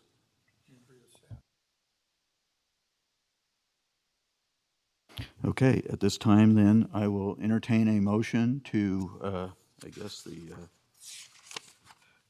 recommended, is there a recommended motion here? Okay, recommend, I'll just state this, entertain a motion to have the board determine that the current developer, PPEG LLC, is in breach of the development agreement and provide the board's direction to staff on a possible recommendation to declare, and request the district attorney's office issue a notice secure to PPEG and to assert the county's rights under NRS 278.0205. I'm entertaining that motion. Okay, motion by Commissioner Noasad. Second. Seconded by Commissioner Ingalls to find the developer in breach of contract and to request the district attorney's office issue a notice secure to PPEG and to assert the county's rights under NRS 278.0205. Any further discussion? Just a correction on the way you say it, it's a breach of agreement. Breach of agreement, okay. Breach of the development agreement, yes, okay. Is that clear to staff? Where we are? Okay, very good. Okay, sensing no further discussion, all those in favor signify by saying aye. Aye. Okay, motion passes 4-0. So as I understand it, now I want to make sure that I'm clear in my mind. What we're going to do is issue a breach of agreement to a breach of the development agreement to PPEG LLC, which will give them 30 days to cure. Is that correct? Chairman Doug Ritchie with the District Attorney's Office. A letter will be sent to them pursuant to the terms of the development agreement saying that we believe they're in breach and for them to respond and cure within the 30-day period. Certainly, I'm still troubled that we've gotten to this, and I think the other commissioners are as well. So, but I don't want to speak for them. But anyways, item number 9. What's that? Can we take a break? Yes. 5 minutes?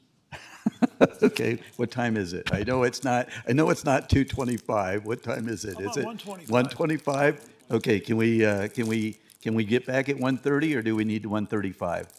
Let's say 1:35. Okay. We'll give 10 minutes. Okay. Thank you. Recording stopped.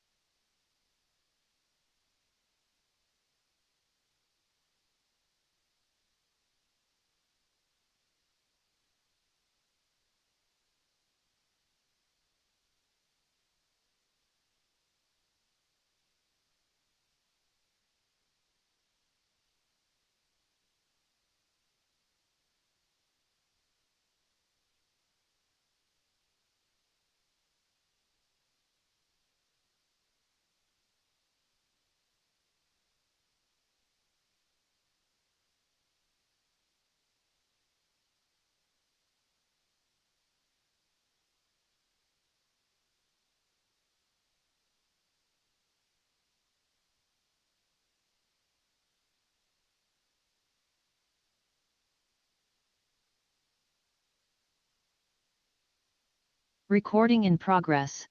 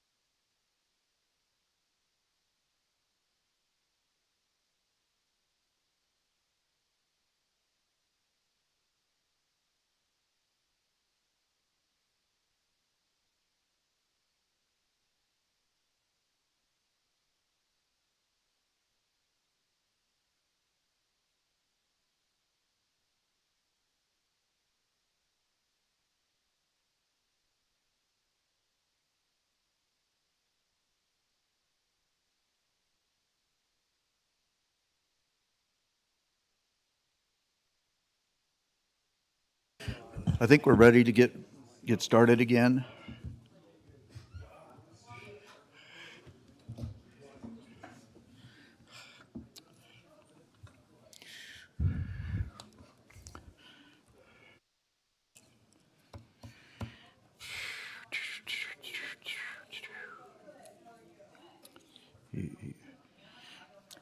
Okay, we ready?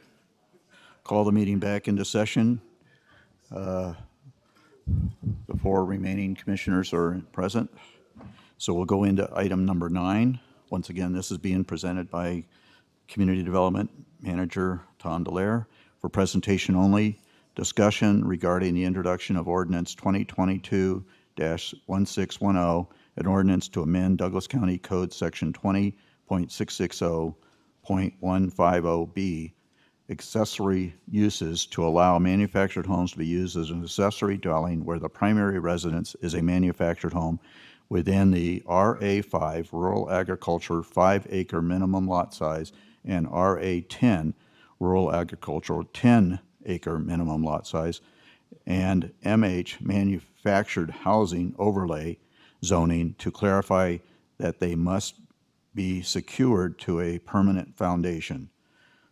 Zoning text amendment DP 22-0201 being presented by Tom Delaire. This is for presentation only, so we will not be taking any public comment on this item. This will come back before us, I believe, on December the 15th, if I'm not mistaken. Okay, December 15th. So presentation only. Yes. All right, thank you, Chairman Gardner. Tom Delaire for the record. You have complied with the NRS 244-100, and by reading this into the record is all that's required today. The Planning Commission did meet on this topic on November 9th, and we did put our recommendations in the updated staff report in your packet, and we hope to have the actual minutes by December 15th, and we'll add those to the packet as well. But I'm here and available for any questions if you have any at this time. Commissioners, questions? Okay. Commissioner Ingles.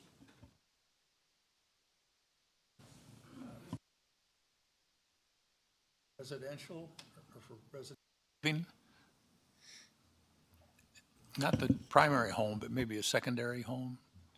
Yeah, it's an accessory dwelling. It's for accessory dwellings that would be accessory to your primary residence. We have in code that you can have a maximum of 800 square foot accessory dwelling on your properties for 1 acre parcels up to 2 acre parcels, and then it's 1,000 square feet accessory dwelling added to your property on a single family home for RA, 5 acres, 10 acres, and then it bumps to, I think, 2,500 square feet for A19 properties, FR19 properties, and FR20. So if, this would probably, in most cases, be in relatively rural area, because it's zoned RA, right? Yeah, that's correct. And these areas would be on a septic tank and a domestic well, most likely? Most likely, not everywhere. Okay, assuming the ones that are, would, in this, there's one septic tank that's designed for a primary residence, so this would be hooked into that septic tank? Or That- system? Yes, Tom Delaire, for the record, that is correct. They would be either in that system if it has capacity. They have to provide proof that they have capacity for that and the leach field's large enough for all the fixtures. Or they can add an additional septic on their site if there's room for it. There are some requirements for the locations of those items on the property. For example, RA10, how many of these units could you put on RA10? Just one, sir. You can only do one. Okay, thank you. Thank you, Mr. Lair. I don't have any questions at this time, so we'll bring that back on December 15th. And item number 10, for presentation only, discussion on the introduction of ordinance 2022-1612, an ordinance to amend Douglas County Code Section 20.100 to prohibit residential individual sewage disposal systems, ISDS, on parcels less than 2 acres net in size, and add provisions for the standard on how septic tanks systems are designed, adding operational duties of individual sewage disposal system, and Chapter 20.650 for clarifying the zoning districts where municipal water and sewer systems are required, and other properly related matters. Zoning text amendment DP 22-0202. And once again, this is the first reading by Community Development Director Tom Delaire. It's for presentation only, so we'll not be accepting public comment at this time on this. And as I understand it, this also will come back December 15th. Is that right? Yes, that's correct. Okay, very Chairman good. Gardner, December 15th. So you had to read it into the record per NRS, and that's been done. So if there's any questions, I'm available. What was the planning commission's vote on this? Recommend denial of what's presented today. I think it was 6-1. Any other questions, commissioners?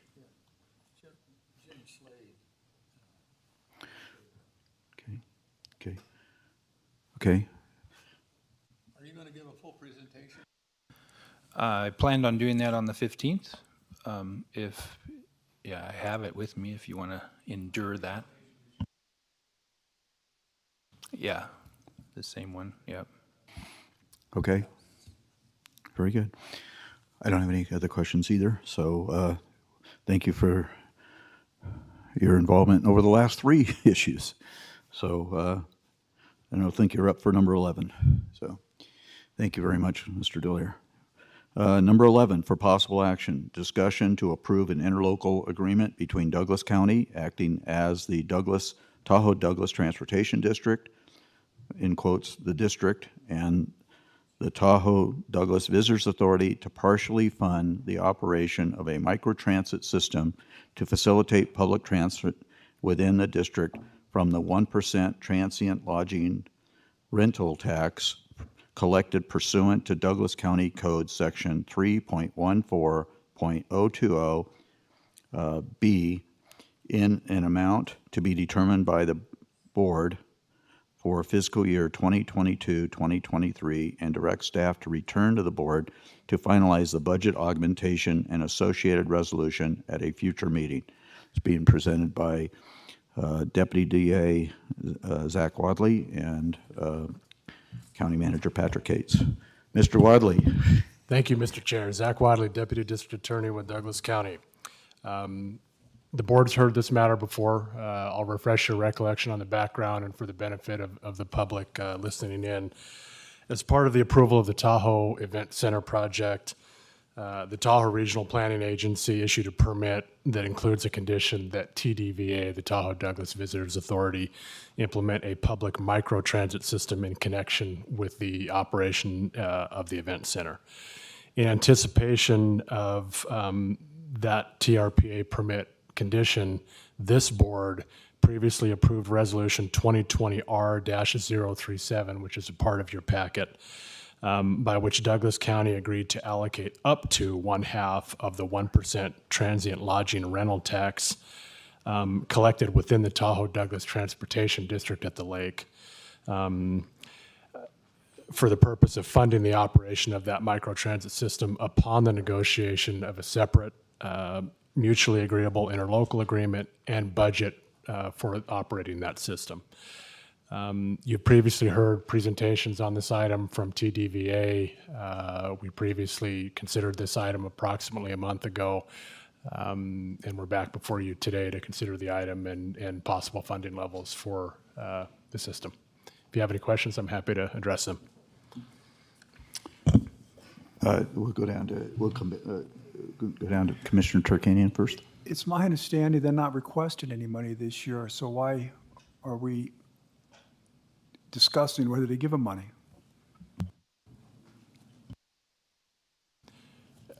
Commissioner Tarkanian, Zach Wadley, Deputy District Attorney. I think there's a letter in your packet, TDVA, or the representatives of TDVA couldn't be here today, so they can't speak on their behalf.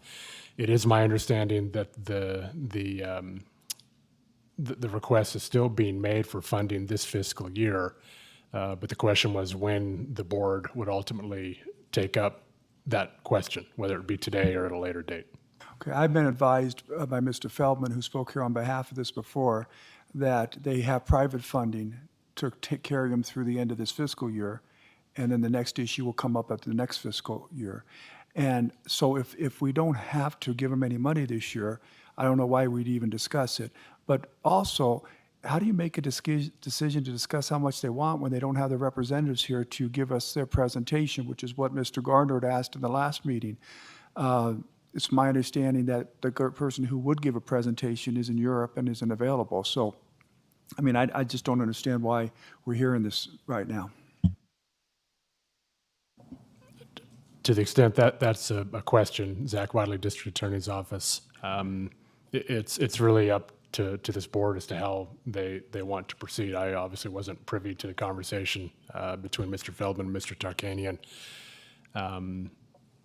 and how the board would like to proceed under the circumstances is really up to you. Commissioner Ingalls? You said something that is interesting, that this microtransit thing is combined with the event center. Zach Wadley, DA's office. The operation of the microtransit system was a condition imposed by TRPA as part of their approval of the event center project. There's a thing in the NRS that says if the event center, they call it a, what do they call it? Multi-use facility, doesn't meet its financial expectations, that there can be a ad valorem tax imposed on the property taxpayers in the county that it's in. That would be Douglas County. And we're already paying $35 million to finance that thing. And if it doesn't achieve its financial objectives, does that mean there would be more money imposed on the taxpayers?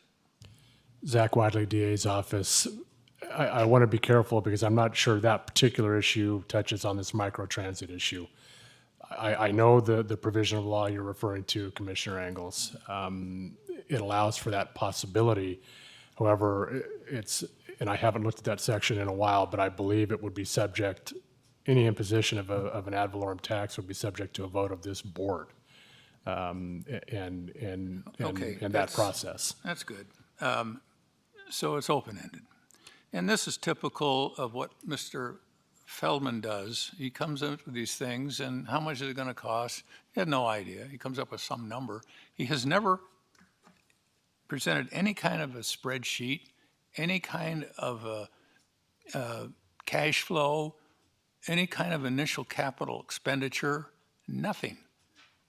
So based on the fact that we have nothing to base this on except their wants, we have a lot of expenses coming up, and this county has an obligation coming up with a lot of different things, and the economy at the beginning of next year, from everything that I observe, is going to go in the tank.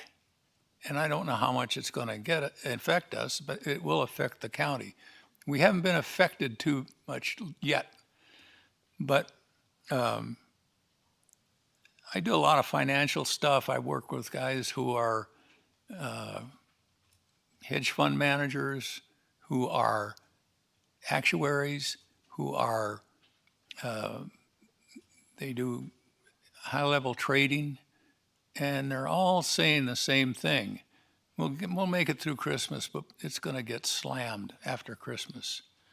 And I've learned over the years that it's a self-fulfilling prophecy that these financial problems arise because people say it's going to arise. And there was a man by the name of an economist who was, I think it was the Reagan administration, Paul Volcker was his name. And they brought him in as Fed chair back when the interest rates in this country were hitting 18%. And he managed to turn it around because he knew what he was doing. And this is all contingent on the Fed. Now, we know that Janet Yellen has no idea what she's doing because she said so, number one. Number two, Chairman Powell has raised interest rates, Fed rates, more than Paul Volcker raised rates back then. So it's darn serious. And I think to just blindly go off and spend money that is not budgeted, we don't know what's going to happen at this juncture, and it's just all open-ended, we shouldn't do it at this time. Okay. So I have a couple questions, comments. Number one, as I understand it, we are obligated by a previous resolution of this board, not this particular board, but a board of commissioners, to enter into an interlocal agreement between Douglas County and the district, transportation district, for the fiscal year 22-23, which we're in the middle of currently. Is that correct? Mr. Chair, Zach Wadley, District Attorney's Office. So pursuant to the resolution that's a part of your packet that was agreed to by a previous board, I would phrase your obligation as being bound to negotiate in good faith towards an interlocal agreement and a budget for the microtransit system going forward, not necessarily limited to the current fiscal year. The proposed agreement before you, by virtue of discussion and agreement with TDVA, would solely be limited to this current fiscal year 2022-2023. And basically the reasoning for that, it speaks to somewhat to the point that you were making, Commissioner Engels, is to not commit the county beyond that at this point in time and see how things go moving forward. So I hope that answers your question, Commissioner Gardner, but that's how I would phrase the obligation at this point in time. Okay, so if we approve a financial amount at this time, that would only be obligating us to June 30th of 2023 for a determined amount by this board And that after that, then any future investments in microtransit would still have to come back before this board for determination as to whether or not we should do that or not do that.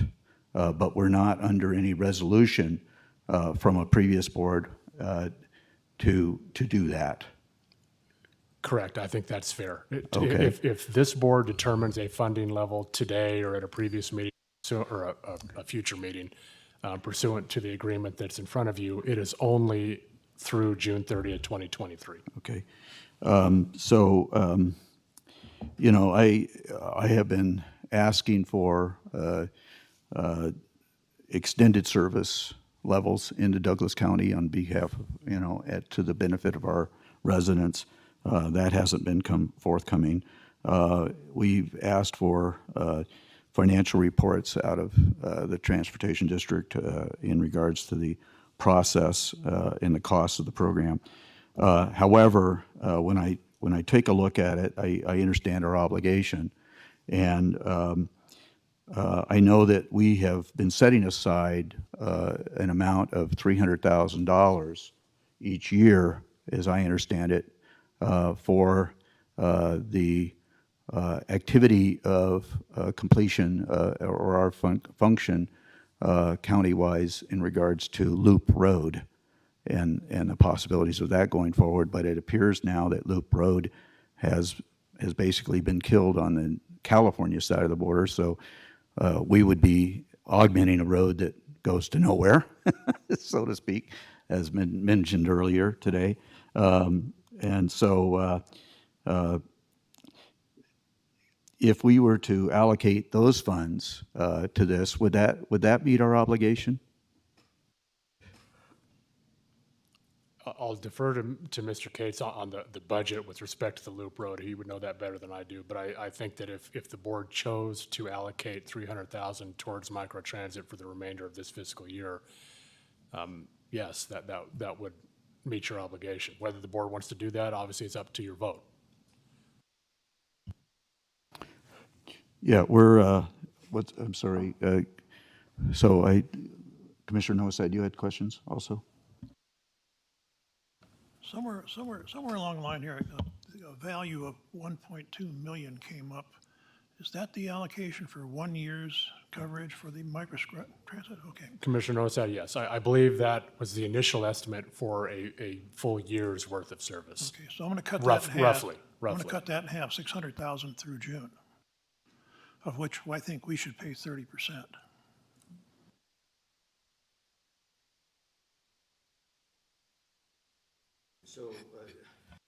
I'm sorry, I want to get these numbers straight in my head. So you're 1.2, but then you're saying 600,000, and you're kind of at the 30% level of that, which would be somewhere in the $200,000 range. Is that? Yeah, that's close. It's about 30%. I don't know the actual dollar numbers, but those percentages are based on population of the Nevada side and population on the California side, which is 70-30. Okay. Commissioner Ingalls, you had additional comments also? Now, according to the NRS, a portion of the room tax is dedicated to this project? So the room tax portion that we're speaking of today is imposed via a specific section of NRS and associated Douglas County Code. And this pot of money from the room tax must be used in some fashion for transportation-related projects, which can include public transit, in the Tahoe Transportation District, which is roughly the Tahoe Township portion of Douglas County. I thought it was specific for the, up at the lake. It is, and if I wasn't clear, Okay, it all is. right, that was, okay.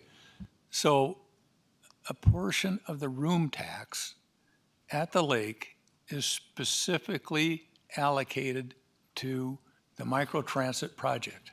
Not necessarily microtransit, but Well, transport. but transportation writ large, transportation in general. I think, Commissioner Engel, you may be thinking about the room tax that goes to the convention center. Five, Well, yeah, I thought that was Okay. where the 1% came from. Can I? From the hang on. NRS. Zach Wadley, DA's office, I do want to clarify, there is no portion of the room tax that is allocated to the event center by virtue of Nevada law or Douglas County code. Or microtransit at this point, correct?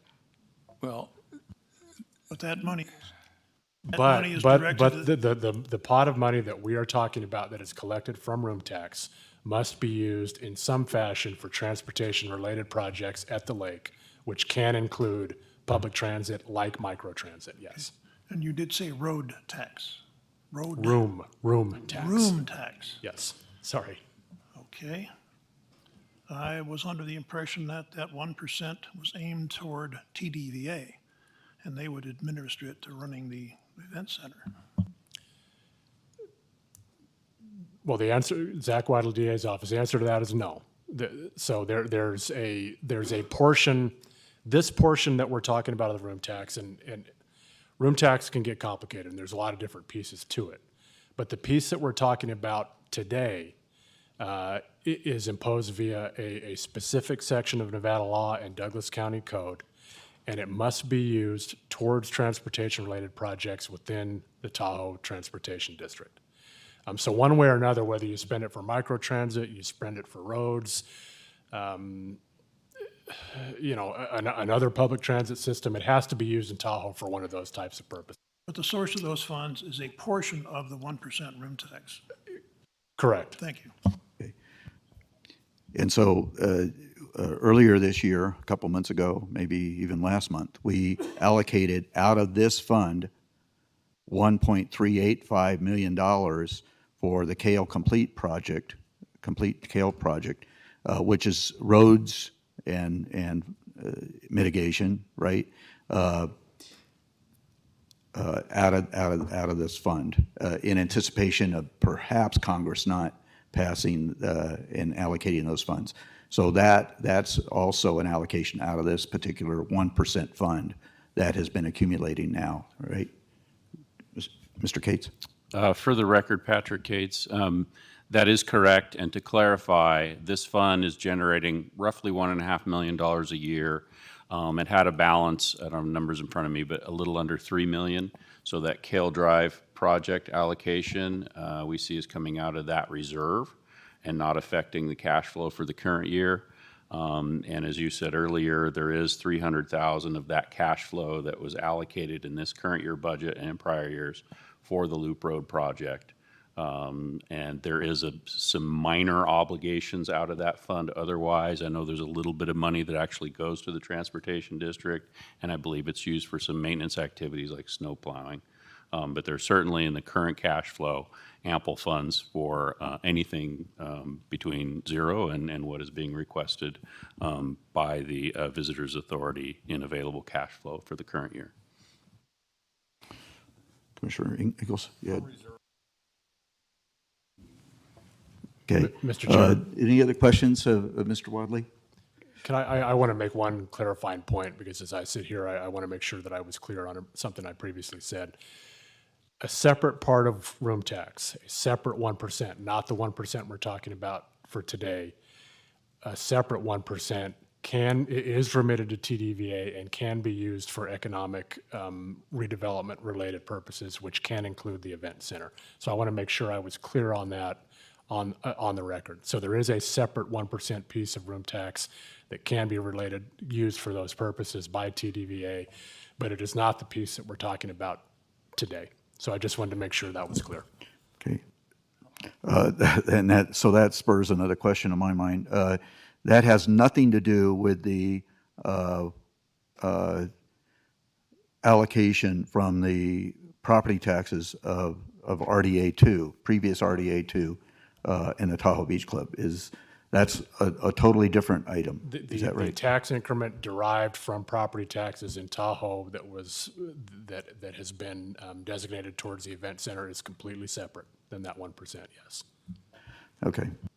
You're right. It is extremely convoluted and complex. So that's all I was doing, is I was suggesting that the 300,000 that we have previously allocated for Loop Road could accomplish this task and meet our obligation under this resolution for fiscal year 22-23 that we're currently under, and then any future obligations in regards to microtransit or beyond the 1% that is going to transportation projects, that's a totally different issue. Correct, and it's subject to future determination by this board. Okay. Any other questions by the commissioners? It's not. Okay. So this is a possible action item, so we'll open the floor for public comment on this item.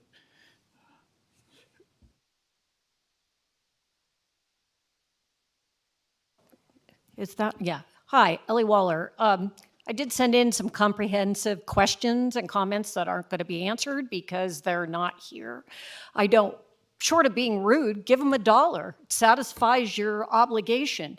They can take money from TVDA in the amount of $300. I think you need to take a step back and look at the fair share of what we're not getting. We're not getting service. So why would we give them $300K? Maybe I'm a little more passionate about this one, as well as a lot of people in the community, about the 1.3 million we do every year for the rest of probably my life and everybody else's around. This event center went from 8 million to 10 million. There's no accountability. I think my frustration is the accountability. The monies that we give to the transportation district, the Tahoe Transportation District, the TVDA, I'd love to know what the 1.3 a year, that our contribution, it's not just building the center. TVDA has mentioned moving in. We didn't approve or even discuss them moving their offices in there. There's a lot of working pieces here that haven't been discussed, and it's called accountability. I read all these documents. I know you guys must think I'm nuts turning in pages and volumes of comments, but I care. I have the opportunity to give back to the community and surface things that don't always get looked at. I'm going to NDOT tomorrow. We're going to put them on the spot as well for their accountability of not following through with Douglas County on this US 50 project, which is also part of that budget that could be held accountable for. I'll calm down now, and thank you for my opportunity today, but we have to think about 300 is a lot of money to not get any service. Thank you.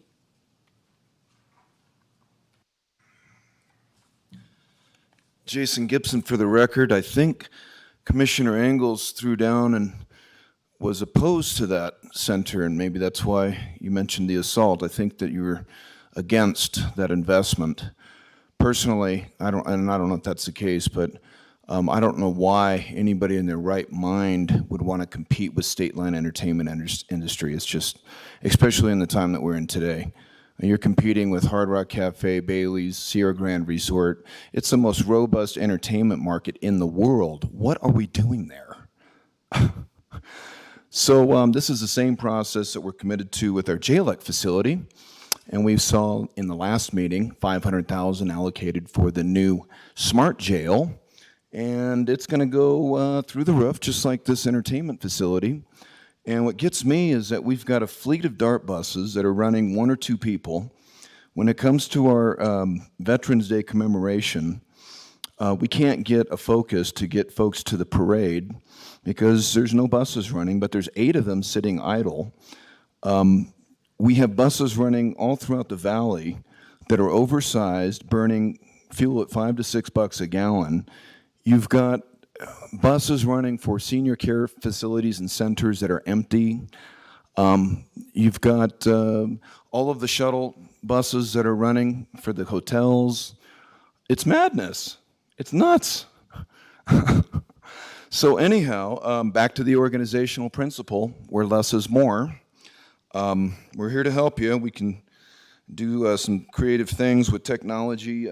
We really need to get into communication and like run some polls and start drawing people into their accountability as citizens and put more of the weight and the decentralization of these challenges, because it's just too much for a small group, or 5, 6, 7, 8 people. I don't care how many people are involved, but apparently we have an entire municipal government that can't figure it out. And it's because we're all running in opposite directions most of the time, you know. Anyhow, I appreciate your ear.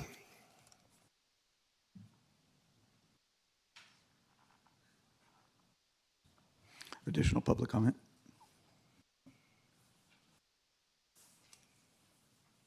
You want to flip for it? Go ahead.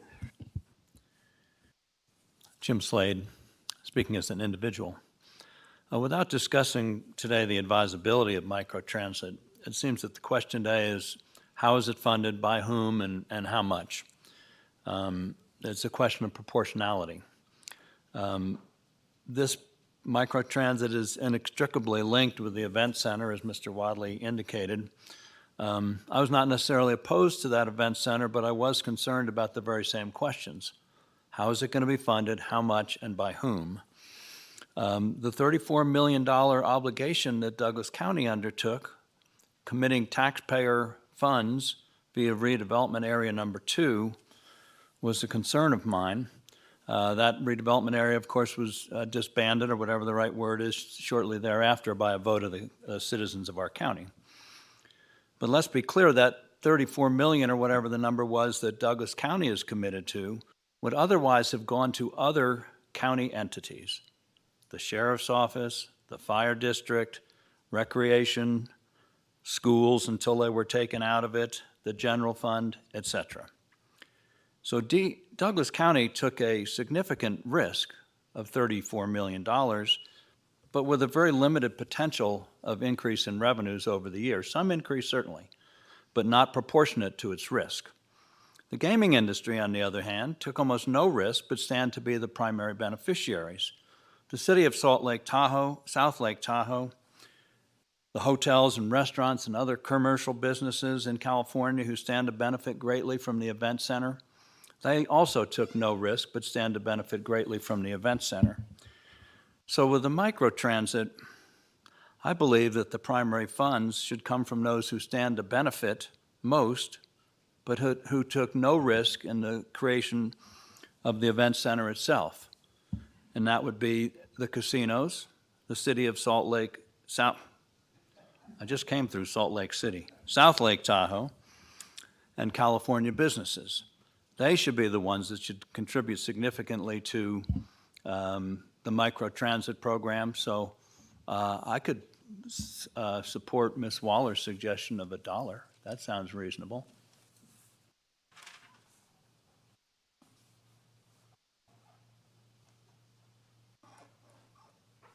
Commissioners, good afternoon. My name is David Vogt.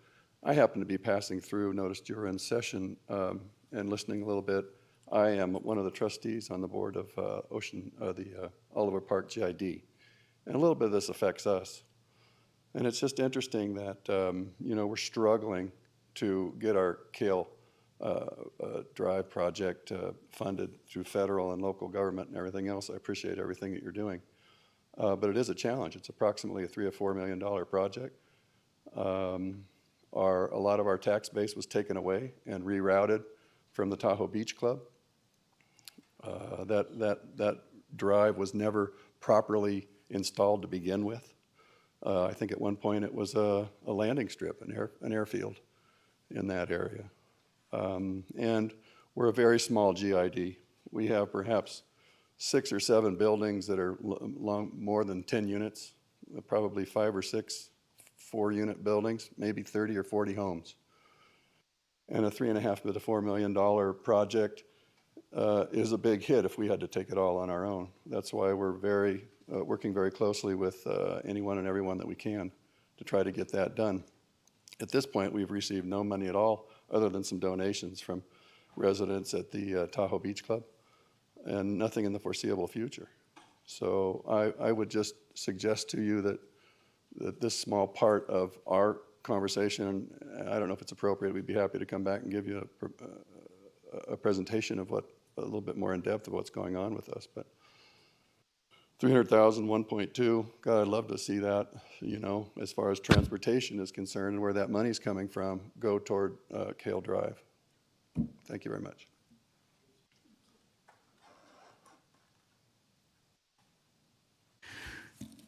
Further public comment here in chambers? Sensing none. Ms. Johnson, is there any public comment online? Thank you, Mr. Chair. Marsha Johnson for the record. I do have one person with their hand raised. Phil, do you have public comment on item number 11? Yes, I do. My general public, first of all, is I thank you commissioners in the chamber for giving me the time to be heard.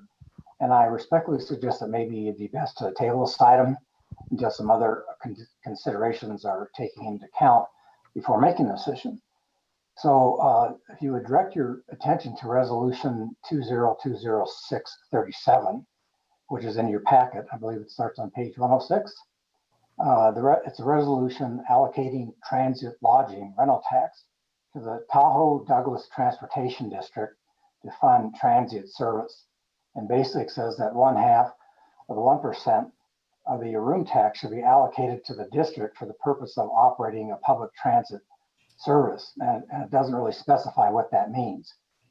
And so then on page 106, it says the background. And on May 23rd, 2022, it says the board heard a presentation by the Vacation Authority on a planned implementation of a microtransit system during the summer of 2022, which obviously has just passed. And then it said representative of the Vacation Authority will be available to provide an update to the board on the operation of the system thus far. So I'm going to presume that they've already did one for summer, but yet you haven't had an update yet. And it's kind of like the road diet. There's been no update to that as well. And one is supposed to be available to you. And so then the other thing is that that has to go back with, in the event the Tahoe South Event Center is constructed, which it has been, the district's existing public transit system, and they don't really identify what that means, will be insufficient to serve county residents and visitors. So obviously visitors, because even the road diet plan says the same thing of massive visitors that are anticipated to come here. And so I think it was TARPA that said it's in the best interest of Douglas County to allocate up to 1/2% of the 1% of the room tax to expand public transit at State Line and the surrounding area. Well, it doesn't define what the surrounding area means. Does that mean South Lake all the way up to Spooner? Does that mean South Lake and over the pass down to over Kingsbury, down to the parking lot down there? And the other thing that's already brought up is where is the budget for expanded public transit at State Line and the surrounding area? And that's in there. Where's the pro forma budget for expanded public transit, which would be a guiding to all of us to know what would have to include in that? What's their projections for this massive visitors that they're going to have up to here? And that makes it so the system, whatever we have now, is inadequate. And so I would suggest putting it off and maybe changing the resolution, because at some point in time, maybe I hear the same things about this terrible recession, maybe an depression that's coming up, is how are you going to fund all this? And especially as we know, all things go over budget. And what they do say is that you need an alternative funding is secured. And I think that maybe. Mr. Schloss, unfortunately, you've exceeded your time, so I need to cut it off. Ms. Johnson, is there any additional public comment? Thank you, Mr. Chair. Marsha Johnson for the record. At this time, there's no further public comment online. Okay. For the clerk, did we get that name into the record? Okay, very good. Okay. Bringing it back to the board, Mr. Commissioner, Commissioner Tarkanian. Okay, so I'm a little perplexed why this is on the agenda. I've expressed concerns about what was been placed on the agenda in the past. I won't go back into those. But we have this item on the agenda, when I think it was about a month ago, maybe 6 weeks ago, Chairman Gardner asked some good questions. Well, this was on the agenda, and we tabled it because Chairman Gardner asked some good questions that he wanted to get some financial information on from the people running the microtransit.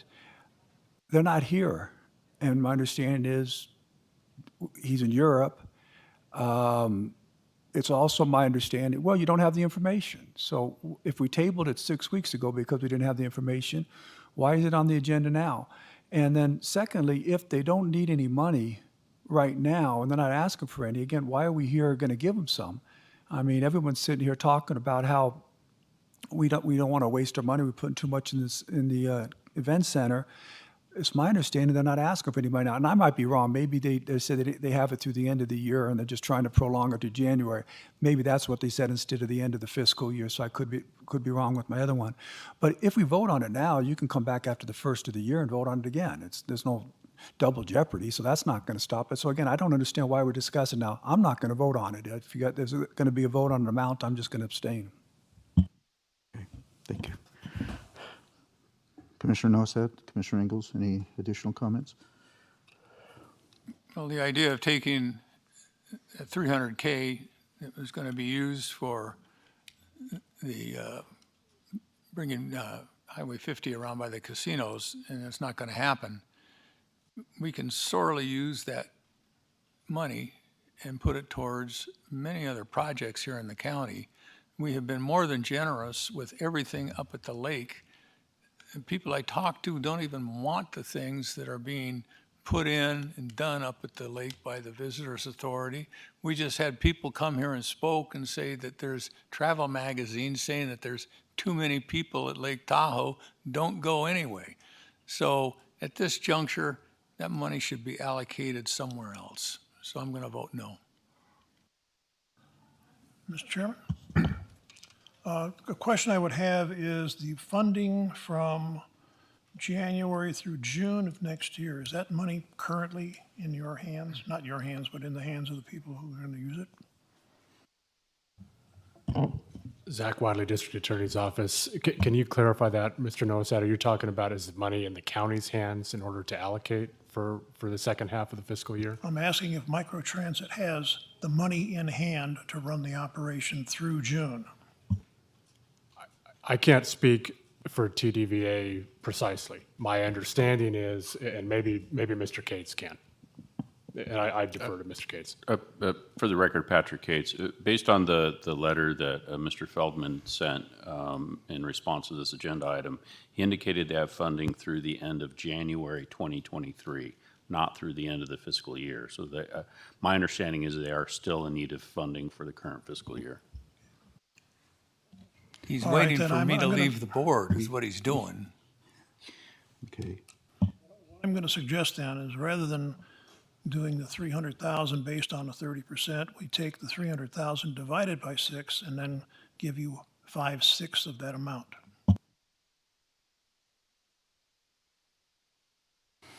Okay. Well, I don't know, we're back to us, so I don't know what you want to do with this, gentlemen, and entertain a motion to we don't have to take action today. We can certainly just postpone this, or we can take action to allocate an amount and see if we can get the necessary votes to pass that. It's really up to us. So do I hear a motion to do anything, or do I and allocate an amount, or you just want to pass on this item today? No, I want to make the motion that we provide 5/6 of $300,000 to go carry them through June. Form of a motion? Okay, very good. Do we have a second?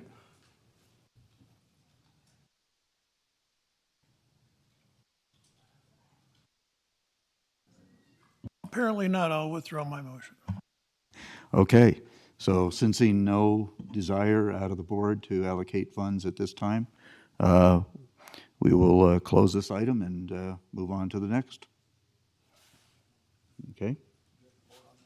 No, we don't have to vote on it because there's no motion to vote on. So no action, right, Mr. Ritchie? Thank you, Chairman. Doug Ritchie with the Douglas County District Attorney's Office. That's correct. Without a motion, there's no action. So. That's why it says for possible action, right? Okay. Okay. So, very good. I'm sure this is going to probably come back before us before the end of this fiscal year at some point in time. So, anyways, we'll move on to item number 12. This is the final item before we go to closing public comment for presentation only. Announcements, reports, updates from county commission members, including updates on the various boards and or commissions that they may be a member of or a liaison to, or meetings, functions they have attended. So we'll start down at the end. Commissioner Tarkanian, anything to report? No? Okay, Commissioner Noasat, nothing? Commissioner Ingalls? I have nothing either, so we'll move. All I'll say is Thanksgiving's next week. Everybody enjoy their Thanksgiving. Okay. So we'll go to closing public comment. At this time, public comment will be taken on those items that are within the jurisdiction control of the Board of Commissioners or those agenda items where public comment has not already been taken. Anybody wish to offer closing public comment?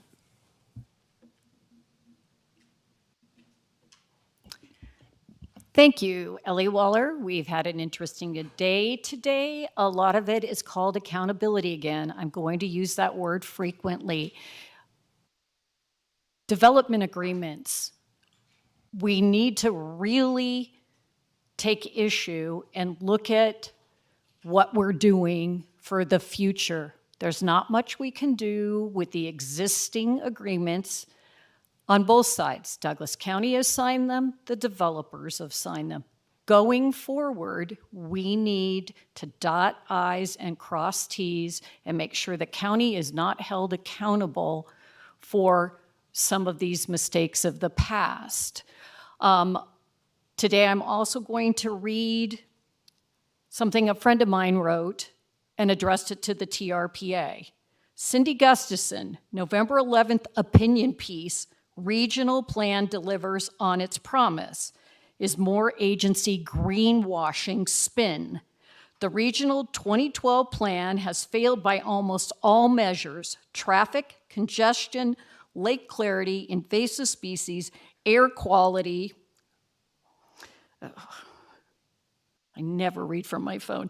Air quality. We're putting herbicides in the lake. The 2012 regional plan focused on economy. Now, more height, coverage, and density with large projects was the solution. That didn't work either. The projects were too big and expensive to build.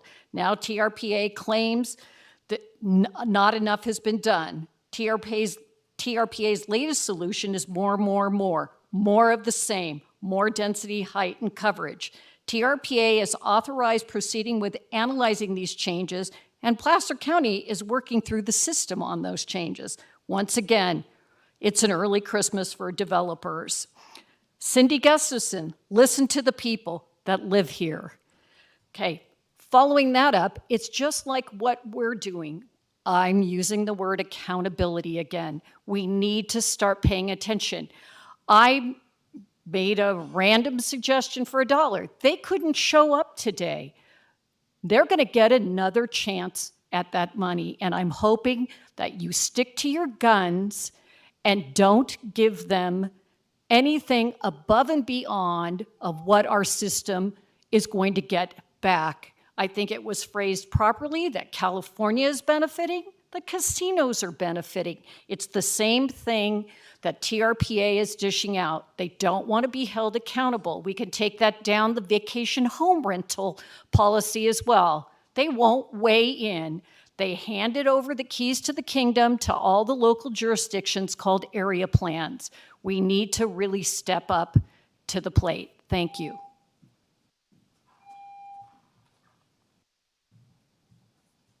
Jason Gibson with the General State Assembly of Nevada. We can talk all we want, complain all we want, But until you exercise your right to due process and start filing those affidavits and notices, or those notices and affidavits, then you got no record. So we need a record, and then we need the rules of evidence. And if we can't get mediation, then we go to the legislation. And if we can't get that, then we just go to litigation. So you'll find us at howtowinIncourt.com. And yes, gentlemen, we are behind in our notices and affidavits. Recently, we discovered that the county is trying to covet my estate. We found that there is a conspiracy with the court and with our mobile outreach safety team, Sergeant Bernadette Smith, and Stephen Walsh, who I think works for Patrick Cates, who have unknowingly, he works for the county, and these folks have, without due process, without proper notice, issued orders and letters of administration to force the sale of my home from underneath me. How kind. So we had to table the casework that we had intended to present today, because we're dealing with something that's even bigger than what we have to present in equalizing this deficit spending model of ours. And the first priority is the safety of my household and my property. Extra security systems, clearing my cannabis felony so I can weaponize myself, because I've got law enforcement dropping by my house at 1:30 at night claiming there's armed gunmen in my neighborhood, and they suspect that my cameras are picking it up. And they've created a volatile situation in my neighborhood where they won't enforce the safety of our neighborhood or the traffic. They won't extend to me the equality of justice that I deserve. They claim that I don't even deserve the respect of a household or house owner or homeowner. And I'll have them know that I helped build that house. I helped lay that foundation. I worked for Mike Swift. My mom ran his office. I laid them stones, and I dug those holes for that orchard and that pond we got back there. So if you bastards think you're going to come take my property, I'm going to take your badge and collapse your bonds. And then I'm going to expose the facade like your $600,000 law library that doesn't exist, your cash cow that you're using to justify a lockdown, a smart jail facility that will require you to have checkpoint verification, that will tax you on your mileage, that will steal your kids through a legal fiction and a commercial machine that's a war machine rooted in debt and crime and war. Thank you. I would ask that you in the future please watch your language. Thank you.